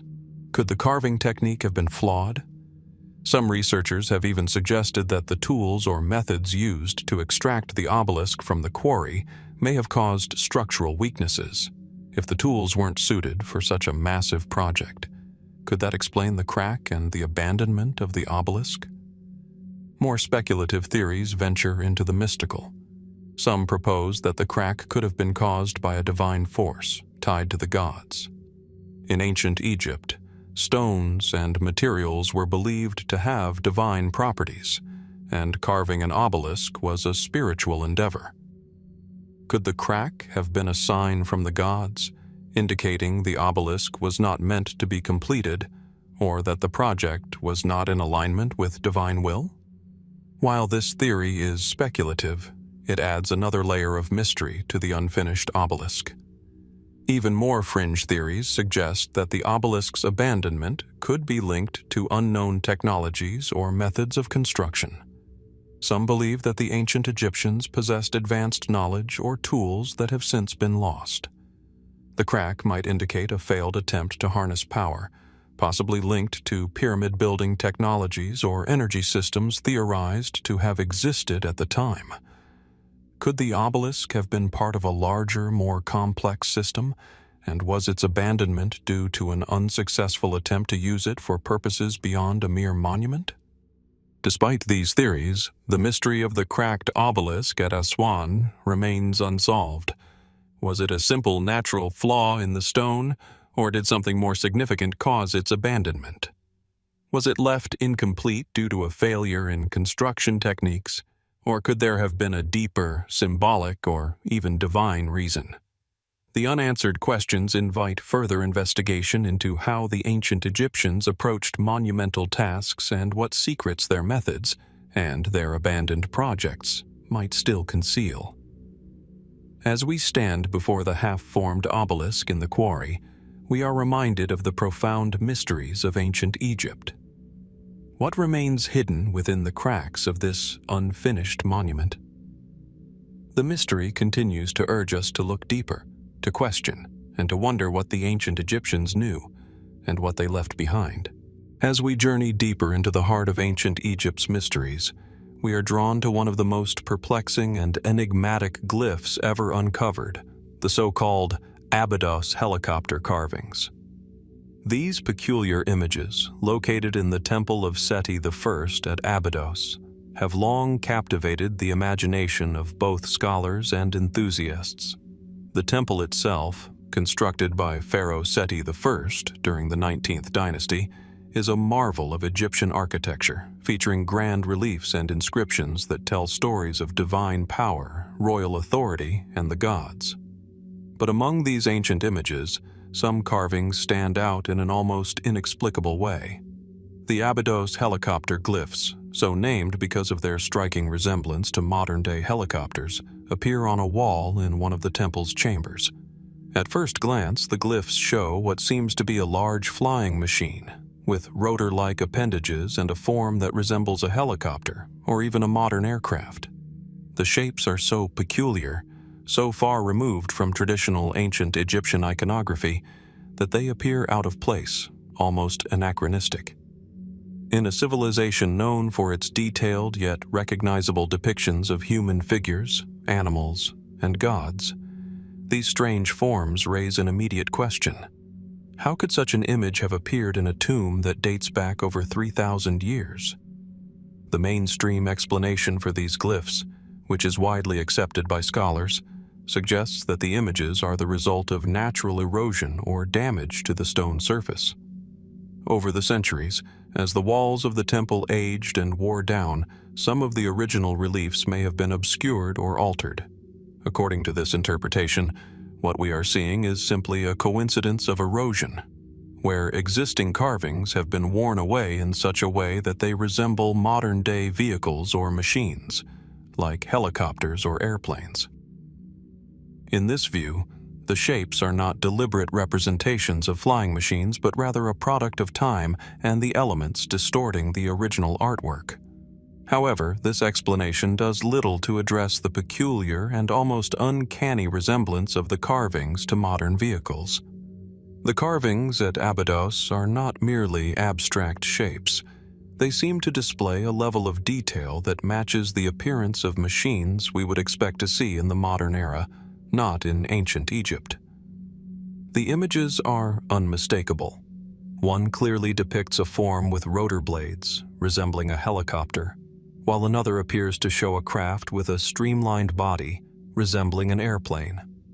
The precision of the shapes is unlike the traditional art of the time, which begs the question, could these images really be the product of mere erosion, or could they be something else entirely?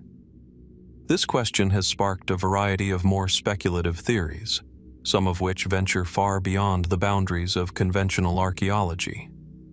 One of the more outlandish ideas is that these glyphs are evidence of ancient knowledge of advanced technologies, possibly even extraterrestrial contact. Some theorists suggest that the ancient Egyptians had access to technology that was far beyond what we attribute to them, and that the glyphs at Abydos depict machines that were used by the gods, or by visitors from other worlds. Could these strange shapes be representations of advanced craft, misunderstood or misinterpreted by the ancient Egyptians, or could they have been influenced by some otherworldly source? Another possibility, albeit more grounded, is that these images were part of a ritual or symbolic language that we have yet to fully decode. The ancient Egyptians were known for embedding deep, layered meanings into their art, often using symbols and metaphors that transcended the literal. Could the helicopter glyphs be part of a larger mythological or religious narrative, perhaps referencing divine or cosmic forces that we simply do not understand today? The ancient Egyptians were keen astronomers and had a sophisticated understanding of the heavens. So perhaps these glyphs were symbolic representations of celestial objects or energies, rather than technological depictions of machines. Some researchers have also suggested that the helicopter glyphs might represent an instance of ancient Egyptian art merging with foreign influences. Could they have been influenced by another civilization with knowledge of flying machines, either contemporaneous or much earlier? The idea that the ancient Egyptians were inspired by travelers from distant lands or even distant times is an intriguing one.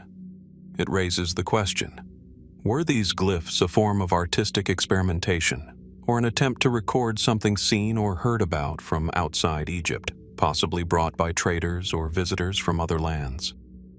Despite these intriguing possibilities, the mystery of the Abydos helicopter glyphs remains unresolved. Each new theory seems to open up more questions rather than providing clear answers. Were these shapes simply the result of natural erosion, or were they deliberately carved with a purpose that we have yet to fully grasp? If they were meant to depict machines of some sort, what does this say about the level of knowledge and technology in ancient Egypt? Or could it point to influences that we still do not fully understand?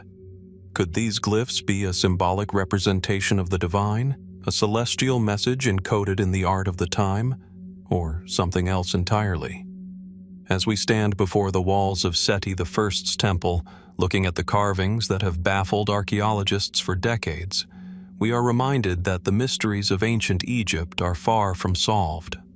The Abydos helicopter glyphs challenge our understanding of ancient cultures and their capacity for symbolizing the unknown. What might still be hidden in the ancient texts and carvings of Egypt, waiting for future generations to decode? The mystery remains, inviting us to wonder what secrets lie in the gaps between history and legend. As we continue our exploration of the ancient world, we find ourselves in one of the most remote and arid places on Earth: the vast, desolate expanse of the Sahara Desert. Among the shifting sands and barren dunes, a surprising discovery has intrigued both archaeologists and researchers alike: the stone circles of the Sahara. These megalithic structures, scattered across the desert landscapes of southern Algeria and neighboring regions, seem out of place in the harsh environment. Yet, they offer a tantalizing glimpse into a distant past, raising more questions than answers about the people who built them and their purpose. The stone circles, which can range from small, modest structures to large, intricate formations, have been found across the Sahara, particularly in the Tassili Niger region of Algeria. The circles themselves vary in size, with some having a diameter of several meters, and they are typically made of large stones or boulders arranged in a circular pattern. Some of the circles are simple, with a few stones arranged in a loose formation, while others are more elaborate, with stones placed in a more organized and precise manner. The purpose of these structures, however, remains a mystery. Mainstream archaeology has offered a number of plausible explanations for these stone circles. One common interpretation is that they were used for ceremonial or ritual purposes. The ancient people of the Sahara, who were likely nomadic or semi-nomadic, may have used these stone circles as places of worship, where they conducted religious ceremonies or rituals. Given the vast and harsh environment in which these structures were built, it is possible that the stone circles were meant to mark sacred spaces, perhaps aligning with celestial bodies or specific natural phenomena to create a connection between the people and the divine. The alignment of the stones in some of the circles has led to further speculation about their potential astronomical significance. Some researchers suggest that these stone circles could have been used as primitive observatories or as markers for celestial events, much like the famous Stonehenge in England. The positioning of the stones may have been designed to align with the movements of the stars, the sun, or other celestial bodies. The Sahara, despite its harshness, would have offered clear skies for stargazing, and the people who lived there might have used the stone circles to track the seasons or mark important dates in the lunar or solar calendar. Yet, the mystery of the stone circles goes deeper. The fact that these structures were built in such an inhospitable environment raises questions about the people who constructed them.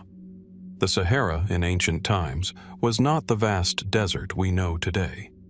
It was a much more verdant and habitable region, with lakes, rivers, and abundant wildlife.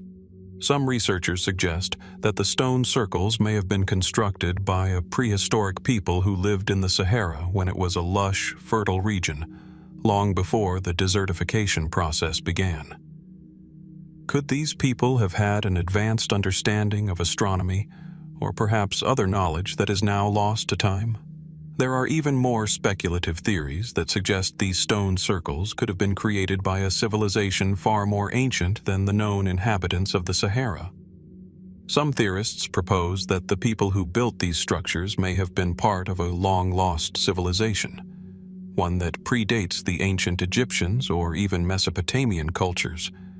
The idea that these megalithic structures could have been built by an unknown civilization, whose knowledge and culture have been erased by time, raises the possibility that the Sahara once hosted an advanced society whose legacy we have yet to uncover.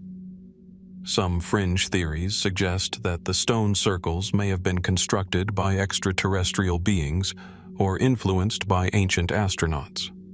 These theories argue that the precision and scale of the stone arrangements, combined with their alignment to celestial bodies, could point to an advanced knowledge of technology and astronomy that was beyond what we typically associate with prehistoric human societies. Could these stone circles be evidence of contact with advanced extraterrestrial civilizations? Or are they simply the product of human ingenuity and ritual? Despite the various theories, the true purpose and origin of the stone circles in the Sahara remain unresolved.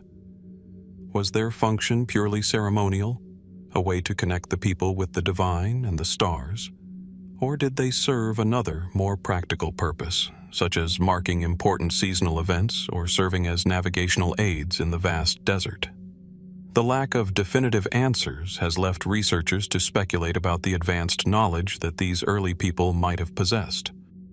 The stone circles of the Sahara remain one of the most intriguing mysteries of the ancient world.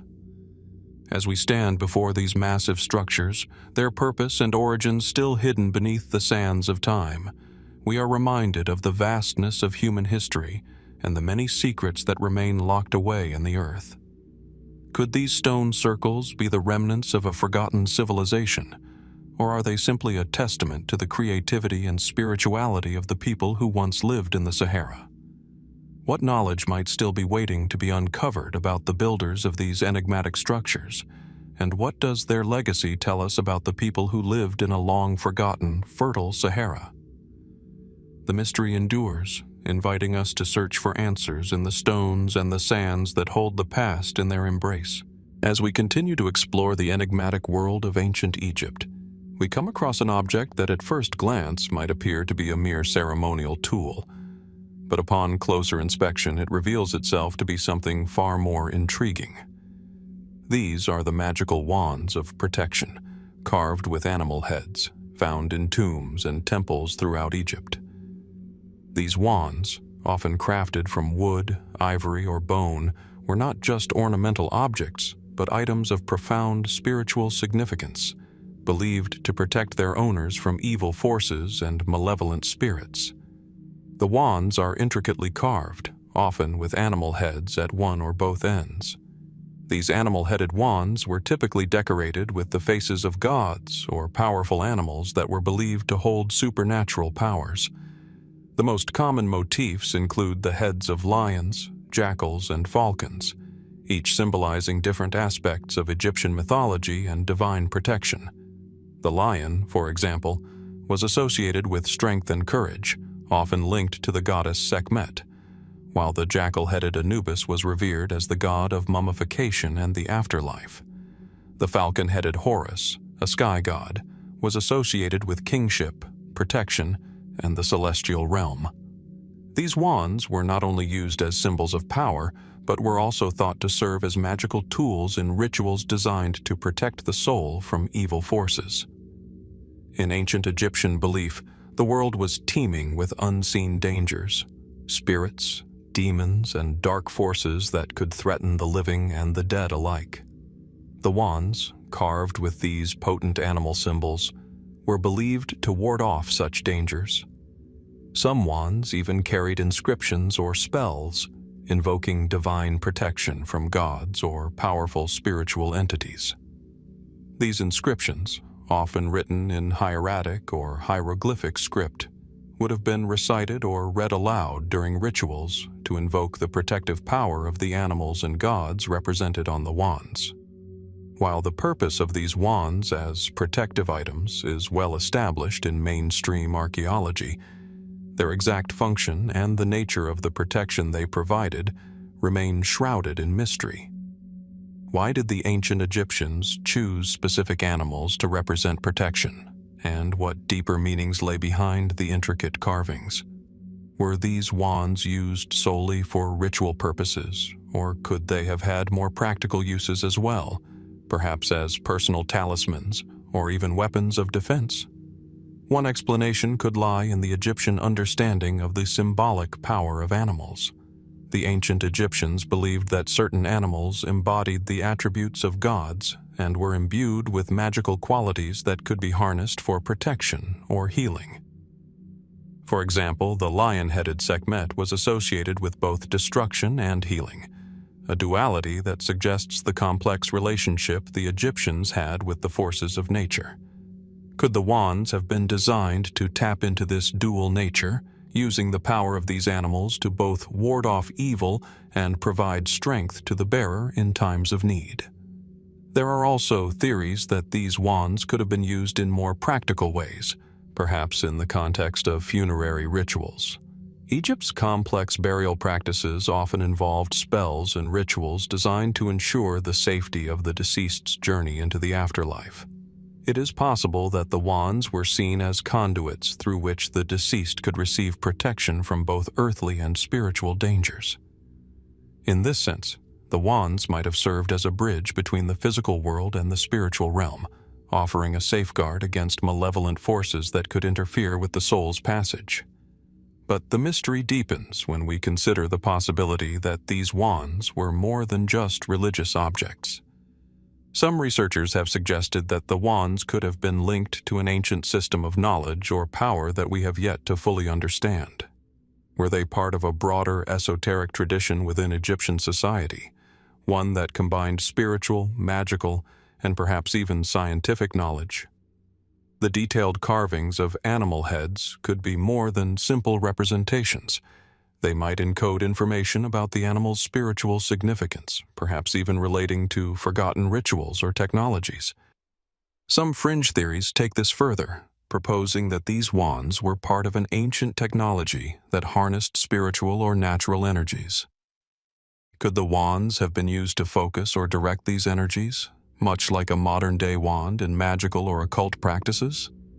Could the carving of animal heads represent a sophisticated understanding of symbolic resonance, a belief that the shapes and forms of animals could channel unseen forces in the material world? While this theory remains speculative, it highlights the potential for deeper knowledge hidden in the material culture of ancient Egypt. The animal-headed wands, with their detailed carvings and magical associations, continue to evoke wonder and intrigue. While they are widely accepted as symbols of protection, their deeper meanings, how they were used, what they represented, and how they were believed to work, remain subjects of speculation. Were these wands merely ceremonial tools, or did they hold a far more profound power? Could they have been part of a lost tradition, an ancient form of magic or technology that has long since been forgotten? The answers remain elusive, but as we continue to investigate, we are reminded of the many mysteries still hidden in Egypt's sacred artifacts, waiting to be uncovered. The question lingers: what secrets do these wands still hold, and what can they teach us about the ancient Egyptians' relationship with the spiritual and physical worlds? As we journey deeper into the heart of Egypt's ancient past, we encounter a discovery that challenges not only our understanding of preservation, but also the very way we think about life and death in this ancient civilization. Hidden in the quiet desert margins of Egypt's Nile Valley, there exists a series of unusual burials, whispering bog bodies, their preservation so remarkable that they seem to defy the passage of time. These bodies, found in wet, marshy areas that resemble the conditions of northern bogs, have been preserved with an uncanny level of detail, revealing insights into a forgotten aspect of Egyptian burial practices. The bog bodies of Egypt are a rare and mysterious find, distinct from the more familiar mummified remains of pharaohs and nobles. These bodies, often found in areas like the Delta, have been preserved not through the typical embalming process, but through a more natural mechanism, where the wet, oxygen-poor environment of the marshes sealed them away. The bodies are often preserved with astonishing clarity, skin, hair, and even fingernails intact, offering a window into the past that seems almost beyond reach. But what makes these bodies even more remarkable is the eerie sense that they seem to whisper to us from the depths of time, revealing little-known aspects of Egyptian life and death. Mainstream archaeology tends to view these bog bodies as the result of natural preservation, facilitated by the unique environmental conditions found in Egypt's marshes. The combination of waterlogged soil, cool temperatures, and lack of oxygen creates an environment where decay is slowed or halted entirely, trapping the bodies in a state of remarkable preservation. The bodies found in these bogs are often so well preserved that they appear as though they could rise and walk again. This phenomenon has been noted in bogs throughout Europe and the Middle East, where the combination of natural chemicals and preservation agents from the surrounding environment forms a protective seal around the remains. Yet, the discovery of these bodies in Egypt, typically associated with arid, dry climates, raises further questions. Why were these individuals buried in such conditions? And how did they come to rest in such damp and marshy regions? The marshes of Egypt were not places commonly used for royal or high-status burials, yet some of the bodies found have been shown to belong to individuals of apparent wealth or importance. Could this suggest a previously unknown burial practice? One that intentionally placed bodies in these wet, eerie locations as a means of ensuring protection or passage to the afterlife? The answers are not entirely clear, but some theorists speculate that these bodies may have been placed in the marshes as part of a ritual practice, possibly linked to specific spiritual beliefs. The ancient Egyptians believed in the power of the elements and the sacredness of water, particularly the Nile. Could these marshes have been considered sacred or magical, a place where the deceased were left to rest until they could be guided to the afterlife by the gods? Some suggest that these bog bodies were part of funerary rites that involved leaving the deceased in these natural environments to allow them to transform or purify before their final burial.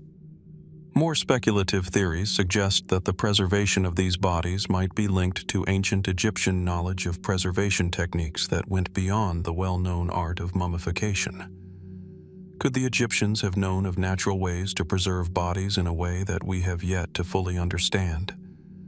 Some fringe theories posit that the bogs of Egypt might have served as a hidden burial ground for an advanced, forgotten civilization, one that possessed knowledge of preservation methods that have been lost to history. These theories, while not widely accepted, raise fascinating questions about the ancient Egyptians' potential mastery over the forces of nature. Another theory, one that ventures into the realm of the unknown, suggests that these bodies could be linked to extraterrestrial influences. While this idea is more fantastical, it draws attention to the strange and seemingly inexplicable preservation of the bodies. Could the Egyptians have been in contact with otherworldly beings who shared knowledge of advanced preservation techniques? This suggestion, while speculative, points to the broader mystery of how and why these bodies were preserved in such extraordinary detail, leading some to wonder if the truth behind their preservation lies beyond the grasp of conventional understanding. Despite the many theories, the question remains: why were these bodies placed in the marshes? And what did the ancient Egyptians believe about the afterlife that could explain their preservation in such an unusual way? The fact that the bodies were so carefully preserved in a natural, bog-like environment, seemingly without any deliberate embalming or mummification, speaks to a practice that was both foreign and familiar. Perhaps these bog bodies were connected to a belief system that was different from the commonly understood funerary practices, a system that may have been specific to certain regions or periods of Egypt's long and complex history. As we examine these bodies, preserved with such incredible clarity, we are reminded that Egypt's burial practices, like its history, are filled with unanswered questions. What was the purpose behind these mysterious marshland burials? What deeper meanings or beliefs did the Egyptians hold that have been lost to time? The answers may never fully reveal themselves, but the whispering bog bodies continue to beckon, urging us to look deeper into the ancient past to uncover what secrets might still be hidden beneath the sands and the marshes of Egypt. As we continue our journey through the remarkable and often mysterious world of ancient Egypt, we arrive at an object that, at first glance, might seem like a curious relic. But upon closer inspection, it reveals itself as something far more enigmatic. This object is not a grand monument, nor a majestic artifact, but a fragment, a painted skull adorned with intricate designs, found within a turtle shell. These fragments, dating back to Egypt's early dynasties, have baffled researchers and historians alike. The discovery of these turtle shell-painted skulls offers us a glimpse into an aspect of Egyptian history that remains shrouded in mystery, leaving behind more questions than answers. The skull fragments were discovered at various sites in Egypt, with many coming from the pre-dynastic period, a time before the unification of Upper and Lower Egypt. The remains, often accompanied by turtle shells, were found buried in simple graves, suggesting that these individuals were of a different social class or cultural group than the more prominent figures of Egyptian society. The skulls themselves are decorated with vivid geometric patterns painted directly onto the bone, and the turtle shells, which have been carefully arranged around the skulls, add another layer of intrigue. The combination of these elements raises immediate questions. What was the purpose of painting these skulls, and why were turtle shells used as part of the burial ritual? Mainstream archaeology offers a few possible explanations for these unusual burials. Some suggest that the painted skulls were part of an early Egyptian funerary practice, perhaps linked to a specific cultural or religious belief. The use of painted skulls, often with intricate designs, could have been a way to honor the dead, marking them as important or revered figures in their communities. The turtle shells, in this interpretation, might have had symbolic significance, representing protection or the idea of the soul being shielded as it transitioned into the afterlife. Turtles in ancient Egyptian culture were symbolic of endurance, protection, and longevity, and their hard, protective shells could have been seen as a fitting companion for the dead. The connection between the turtle and the soul's journey to the afterlife is an intriguing possibility, suggesting that these burial practices were designed to ensure the deceased's protection in the afterlife. The painted skulls, then, could have been a means of making the deceased's identity known, perhaps ensuring that they would not be forgotten or overlooked in the world beyond. However, these explanations do not fully account for the strange combination of turtle shells and painted skulls, nor do they explain why this practice seems to have been limited to specific, often obscure burial sites. There are also elements of the skull fragments that defy easy categorization. The vivid and often complex designs painted onto the skulls are unlike the more common motifs seen in Egyptian art of the time. While the geometric patterns may be understood as symbolic, they also appear more intricate and less conventional than the standard iconography used by the Egyptians. Could these designs represent a lost tradition, an art form that existed outside the mainstream Egyptian religious practices?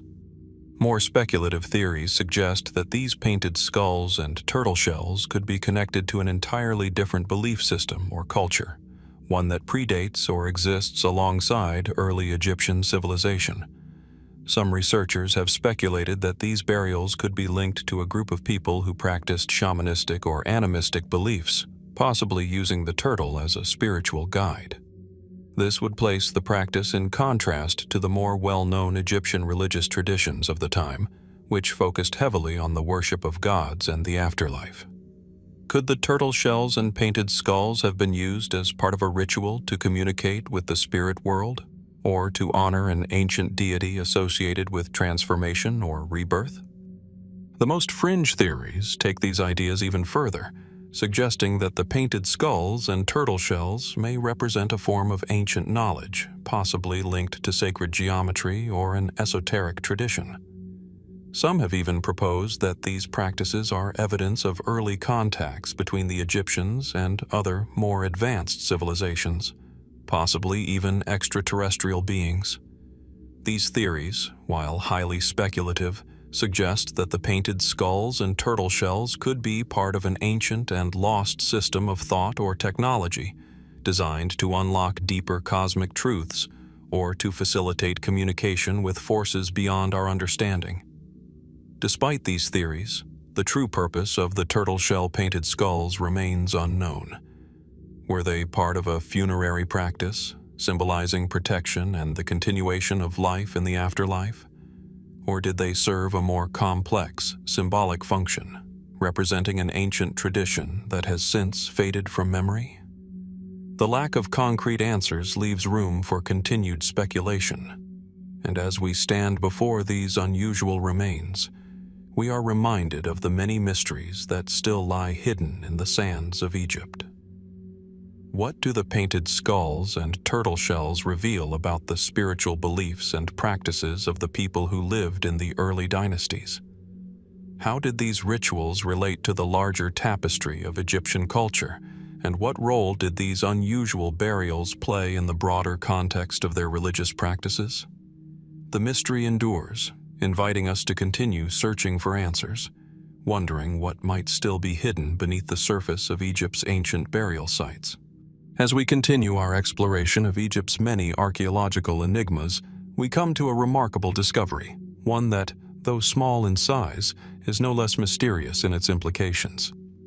Hidden within the stone chambers of the Valley Temple at Giza, a series of small granite sarcophagi have captured the attention of archaeologists and researchers alike. These stone containers, carefully crafted from solid granite, are unlike the large, imposing sarcophagi typically associated with pharaohs and noble figures of ancient Egypt. Their size, much smaller and more refined, raises questions about their purpose, their origins, and the people for whom they were created. The Valley Temple, an ancient structure located at the base of the Giza Plateau, is famous for its association with the pyramid complex, particularly the mortuary temple of Khufu. This temple, which has long been the subject of fascination and study, once served as a place of ritual and ceremonial activity connected to the burial and rebirth of the pharaoh. While much of the focus at Giza has been on the larger pyramids and their grand tombs, the Valley Temple has remained a site rich with both wonder and mystery. Among its many treasures and artifacts, these small granite sarcophagi stand out. Simple yet striking, their purpose unclear. These sarcophagi, typically ranging from about 1 to 2 feet in length, are smaller than the traditional burial containers used for royalty. Their size suggests they were not intended for mummified bodies of high-ranking individuals. Instead, it is believed they may have served a different purpose, perhaps holding offerings, symbolic representations of the deceased, or even organs removed during embalming, as was common in some funerary practices. Their precise function, however, remains uncertain. The use of granite, an exceptionally hard and difficult stone to work with, adds another layer of intrigue. Why would such a solid, durable material, often reserved for the most important of tombs, be used for these smaller, seemingly less significant objects?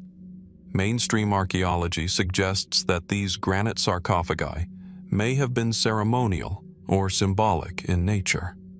The Valley Temple, after all, was a site of great religious and ritual importance. The use of stone containers could have been meant to house ritual offerings for the gods or the deceased pharaoh, perhaps intended to accompany the king's soul in the afterlife. Granite, being a material associated with permanence and strength, might have been chosen to ensure the durability of these offerings, allowing them to endure for eternity. This theory fits within the context of ancient Egyptian beliefs in the afterlife, where even the smallest objects were imbued with great spiritual significance. Yet, despite this explanation, questions remain about why these sarcophagi were found in such a prominent temple complex, rather than in a tomb or burial chamber.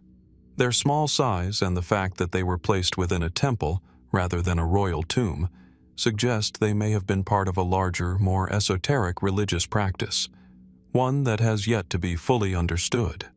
The specific symbolism of the granite containers, particularly in relation to their placement within the Valley Temple, offers a tantalizing clue into a forgotten aspect of Egyptian spiritual life.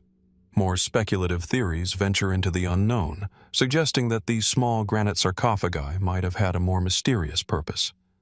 Some have proposed that they were not intended for ceremonial use at all, but could have been part of an ancient technology, perhaps serving as devices designed to amplify or channel energy.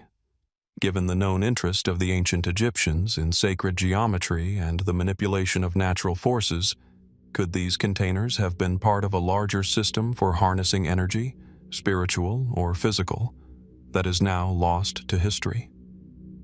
Other theorists suggest that the sarcophagi could be evidence of a forgotten or hidden tradition within ancient Egyptian society, one that practiced a different form of burial or ritual than the mainstream Egyptian beliefs we are familiar with. Could these sarcophagi have been designed for the use of a secretive sect or order within the Egyptian priesthood, whose rituals were deliberately obscured from the general populace? The fact that they were placed in the Valley Temple, a place deeply tied to the cosmic and the divine, could point to a spiritual or mystical purpose beyond what we can readily explain. Some fringe theories even speculate that these sarcophagi may have been linked to an advanced, lost civilization that predates even the ancient Egyptians. Could the small size and unusual placement of these containers suggest that they were part of a much older tradition, one passed down or rediscovered by the Egyptians after the fall of a forgotten civilization? While these ideas remain speculative, they raise questions about the depth of knowledge and cultural continuity that may have existed long before the great pyramid builders of Giza. The mystery of the small granite sarcophagi of the Valley Temple continues to captivate researchers. What were they used for, and who were they meant to honor? Were they simple offerings, symbolic representations, or part of a much more complex and hidden practice? As we stand before these enigmatic stone containers, their purpose remains unclear, and the answers remain buried in the sands of time. What secrets might still lie hidden in the Valley Temple, waiting to be uncovered by those who dare to look deeper into the mysteries of ancient Egypt? The question lingers, inviting further investigation and reflection. As we venture into the vast, arid expanse of Egypt's eastern desert, a place of sweeping sands and jagged mountain ranges, we encounter a peculiar and intriguing feature: mysterious stone structures known as desert kites. These ancient formations, scattered across the desolate landscape, are a striking enigma, their purpose and origins a subject of much debate. At first glance, they appear to be little more than large, abandoned piles of stones. Yet, as we look closer, their design becomes apparent. A series of long, narrow walls that stretch for hundreds of meters, converging in a sharp point, creating the shape of a kite. These desert kites, found in various locations across the eastern desert, raise more questions than answers about their builders and their intended function. The kites themselves are simple in form, but impressive in scale, often made up of low stone walls that appear to be carefully arranged to guide animals or people toward a specific area. Some of the kites are small, while others are vast, extending for hundreds of meters. The walls are typically made of loose stone and do not seem to serve any defensive or structural purpose, which only deepens the mystery. Why would ancient people go to the trouble of building these long, winding stone structures in such an inhospitable and remote area? Mainstream archaeology generally suggests that these desert kites were used for trapping or hunting. The pointed shape of the structures suggests that they may have been designed to funnel animals, particularly gazelles, into a confined area where they could be easily captured.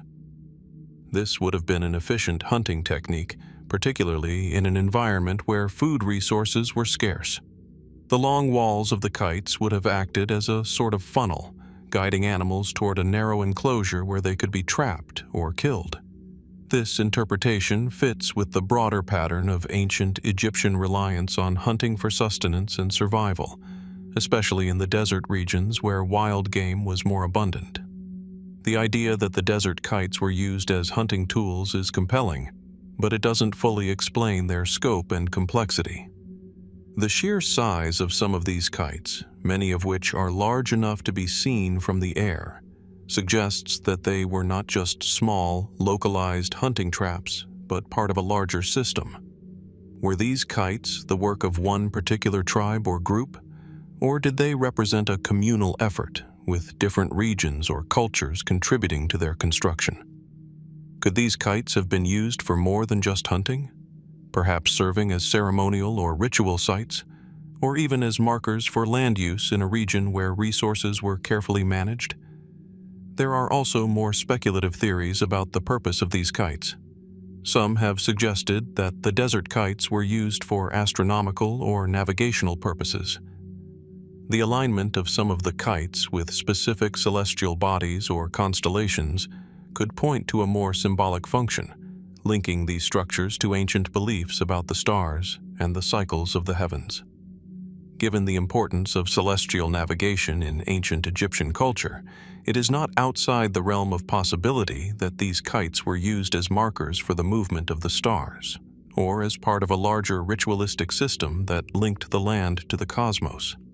Even more fringe theories propose that the desert kites may have been used for entirely different purposes, such as for communication or energy harnessing. Could the kites have served as a way to direct or channel natural forces, such as wind or electricity? While these ideas remain speculative, they highlight the many possibilities surrounding the function of these ancient structures. Some theorists have suggested that the kites, in their vast scale and alignment, might have been part of a larger system of energy or electromagnetic phenomena, harnessing forces from the natural world in a way we still do not fully understand. Despite these fascinating theories, the true purpose of the desert kites remains elusive. Was their function purely utilitarian, as hunting traps, or were they part of a broader, more complex system of symbolism, ritual, or even technology? The size and meticulous construction of these kites suggest that they were more than just functional tools. They may have held deeper meanings that we are only beginning to grasp. The mystery of their purpose continues to intrigue researchers as the desert kites stand silently in the harsh desert landscape, offering only whispers of their ancient builders' intentions. As we stand before the stone walls of one of these vast desert kites, we are left to wonder, what secrets might still be hidden in the ancient desert, waiting to be uncovered?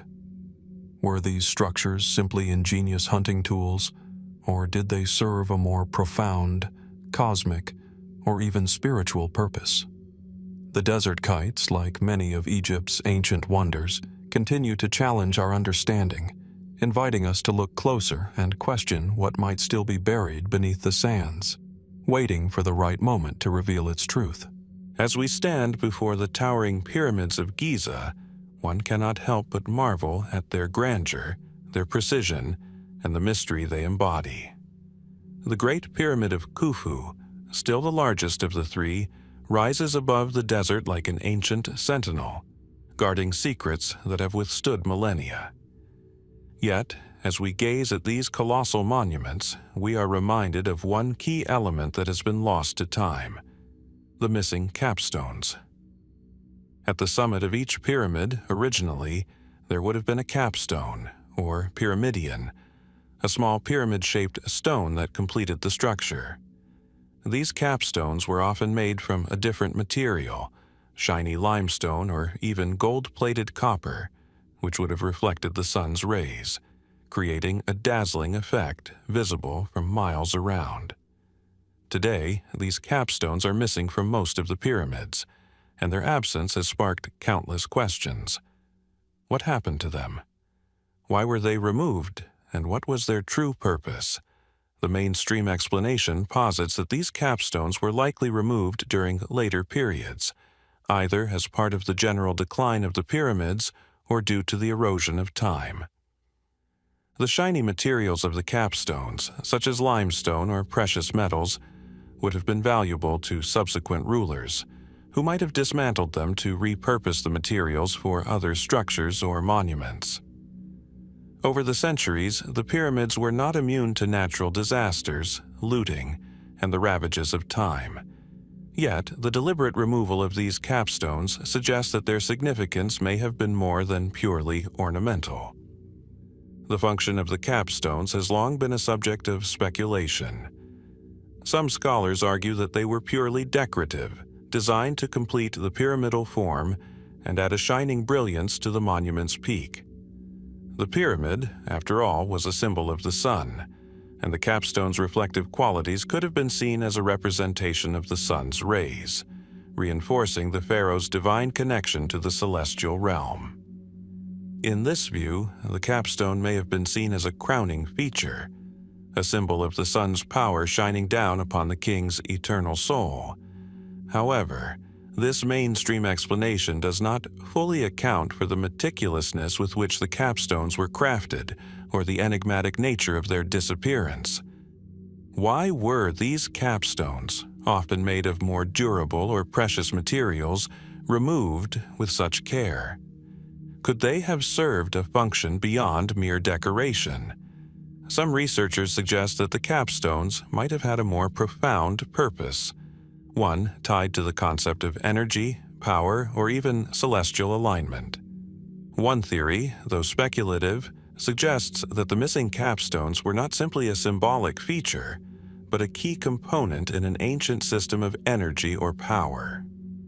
Some theorists propose that the pyramids themselves were part of a larger energy-harnessing mechanism, and that the capstones were designed to amplify or focus this energy.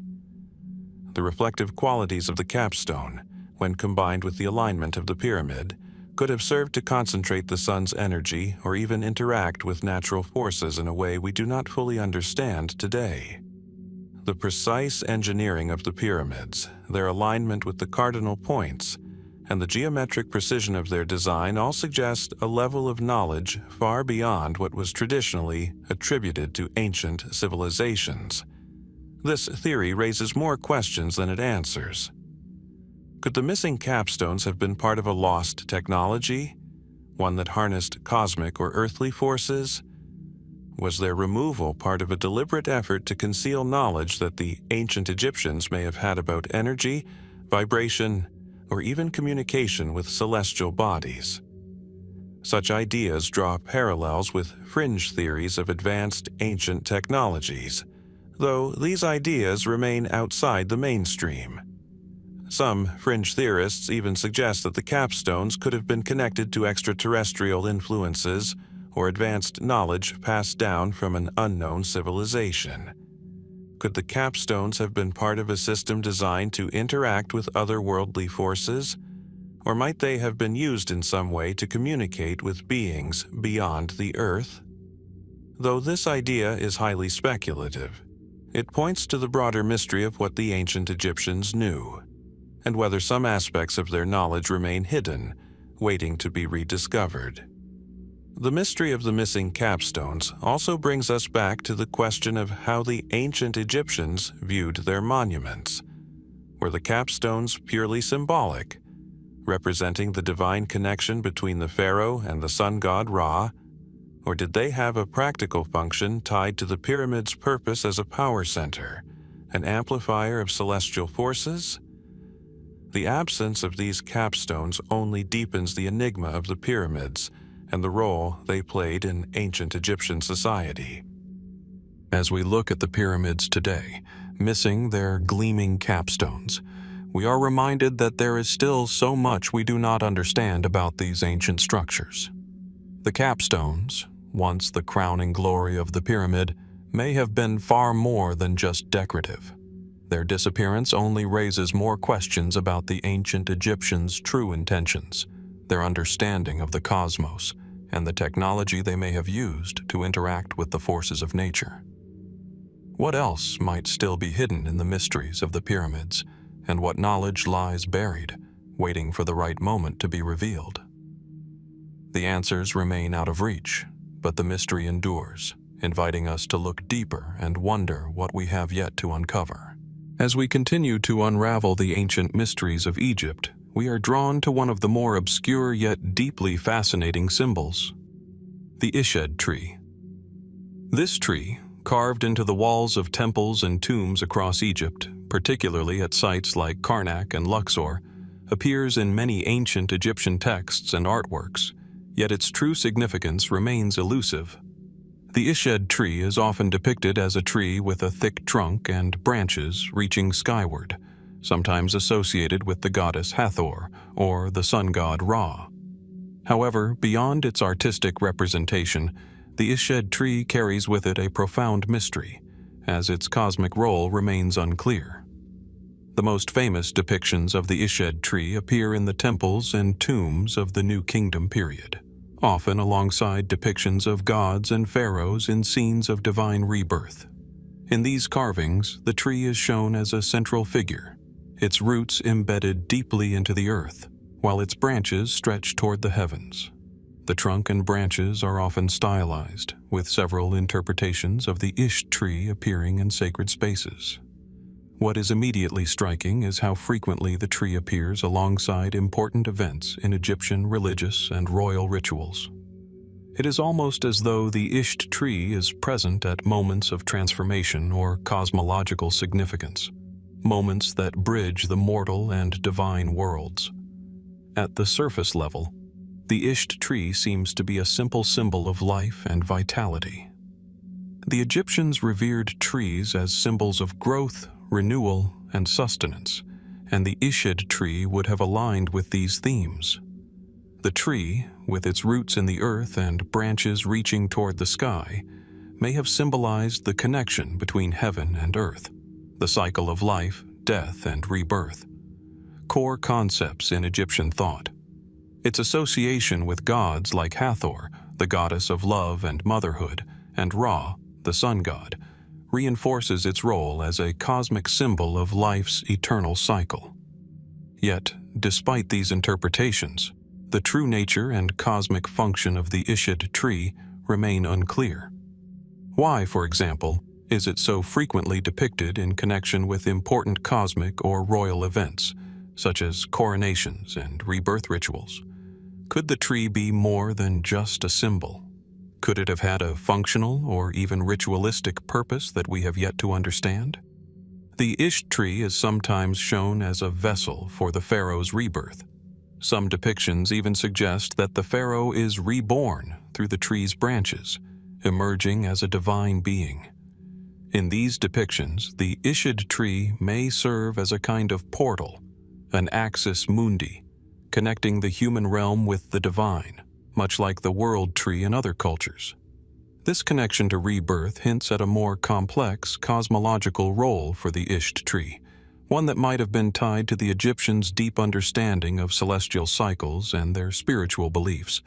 The tree could have served as a medium through which the pharaoh's soul would ascend to the heavens, guided by the gods, and prepared for immortality. But could the Ishid tree have been more than a symbol of rebirth?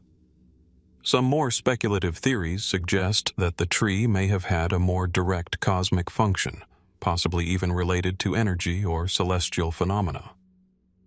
Some researchers have drawn parallels between the Ishid tree and other ancient symbolic trees, such as the Yggdrasil of Norse mythology, which was said to connect the 9 realms of existence. Could the Isht tree have been seen as a cosmic conduit? A tree not only connecting the earth to the heavens, but also facilitating the flow of spiritual energy between different dimensions of existence. This idea leads us to another intriguing possibility. Could the Ishid tree have been used in rituals connected to the stars, the sun, or other celestial events? The Egyptians were keen astronomers, and their temples and monuments were often aligned with the stars. Could the Ishid tree have been part of an elaborate system designed to channel or harness cosmic forces, perhaps even acting as a marker for important celestial alignments or events? The connection between trees and celestial phenomena was not unique to Egypt. Many cultures have associated trees with the heavens and the cosmos. The Isht tree might have been part of a broader system of symbols designed to align human life with the divine rhythms of the universe. Some fringe theories even suggest that the Ishid tree's cosmic role could be connected to ancient technologies that have since been lost to history. Could the tree have been used as a marker for a system of energy or communication, one that interacted with the forces of nature in a way we no longer understand? While these theories remain speculative, they point to the possibility that the Ishid tree's meaning may be far more profound than we can currently comprehend. The mystery of the Ishid tree is one of many that continues to challenge our understanding of ancient Egypt. What role did this tree play in the cosmology of the ancient Egyptians?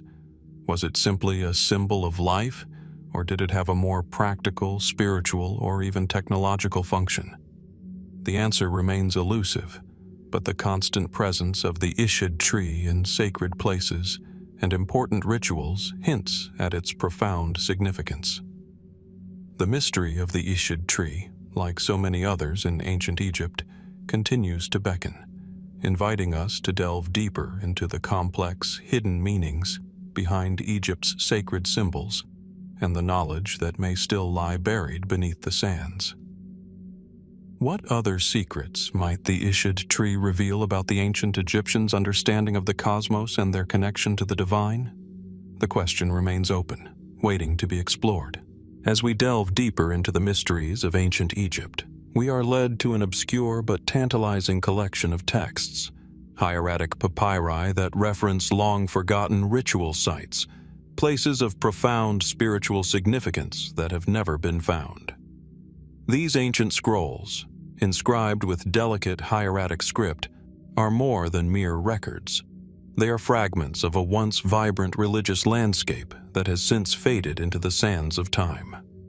The papyri speak of hidden temples, sacred sites, and altars where rituals were performed to honor gods, celebrate the cycles of the cosmos, and ensure the harmony between the divine and earthly realms. The hieratic papyri, unearthed in the dusty tombs and libraries of Egypt's past, contain references to these mysterious ritual sites, places that appear to be more symbolic than practical. They are described in elaborate detail: sacred groves, isolated temples, and ritual enclosures scattered across Egypt, places where the most powerful ceremonies took place. Yet, despite their mention in the texts, not a single one of these sites has ever been definitively located by modern archaeologists.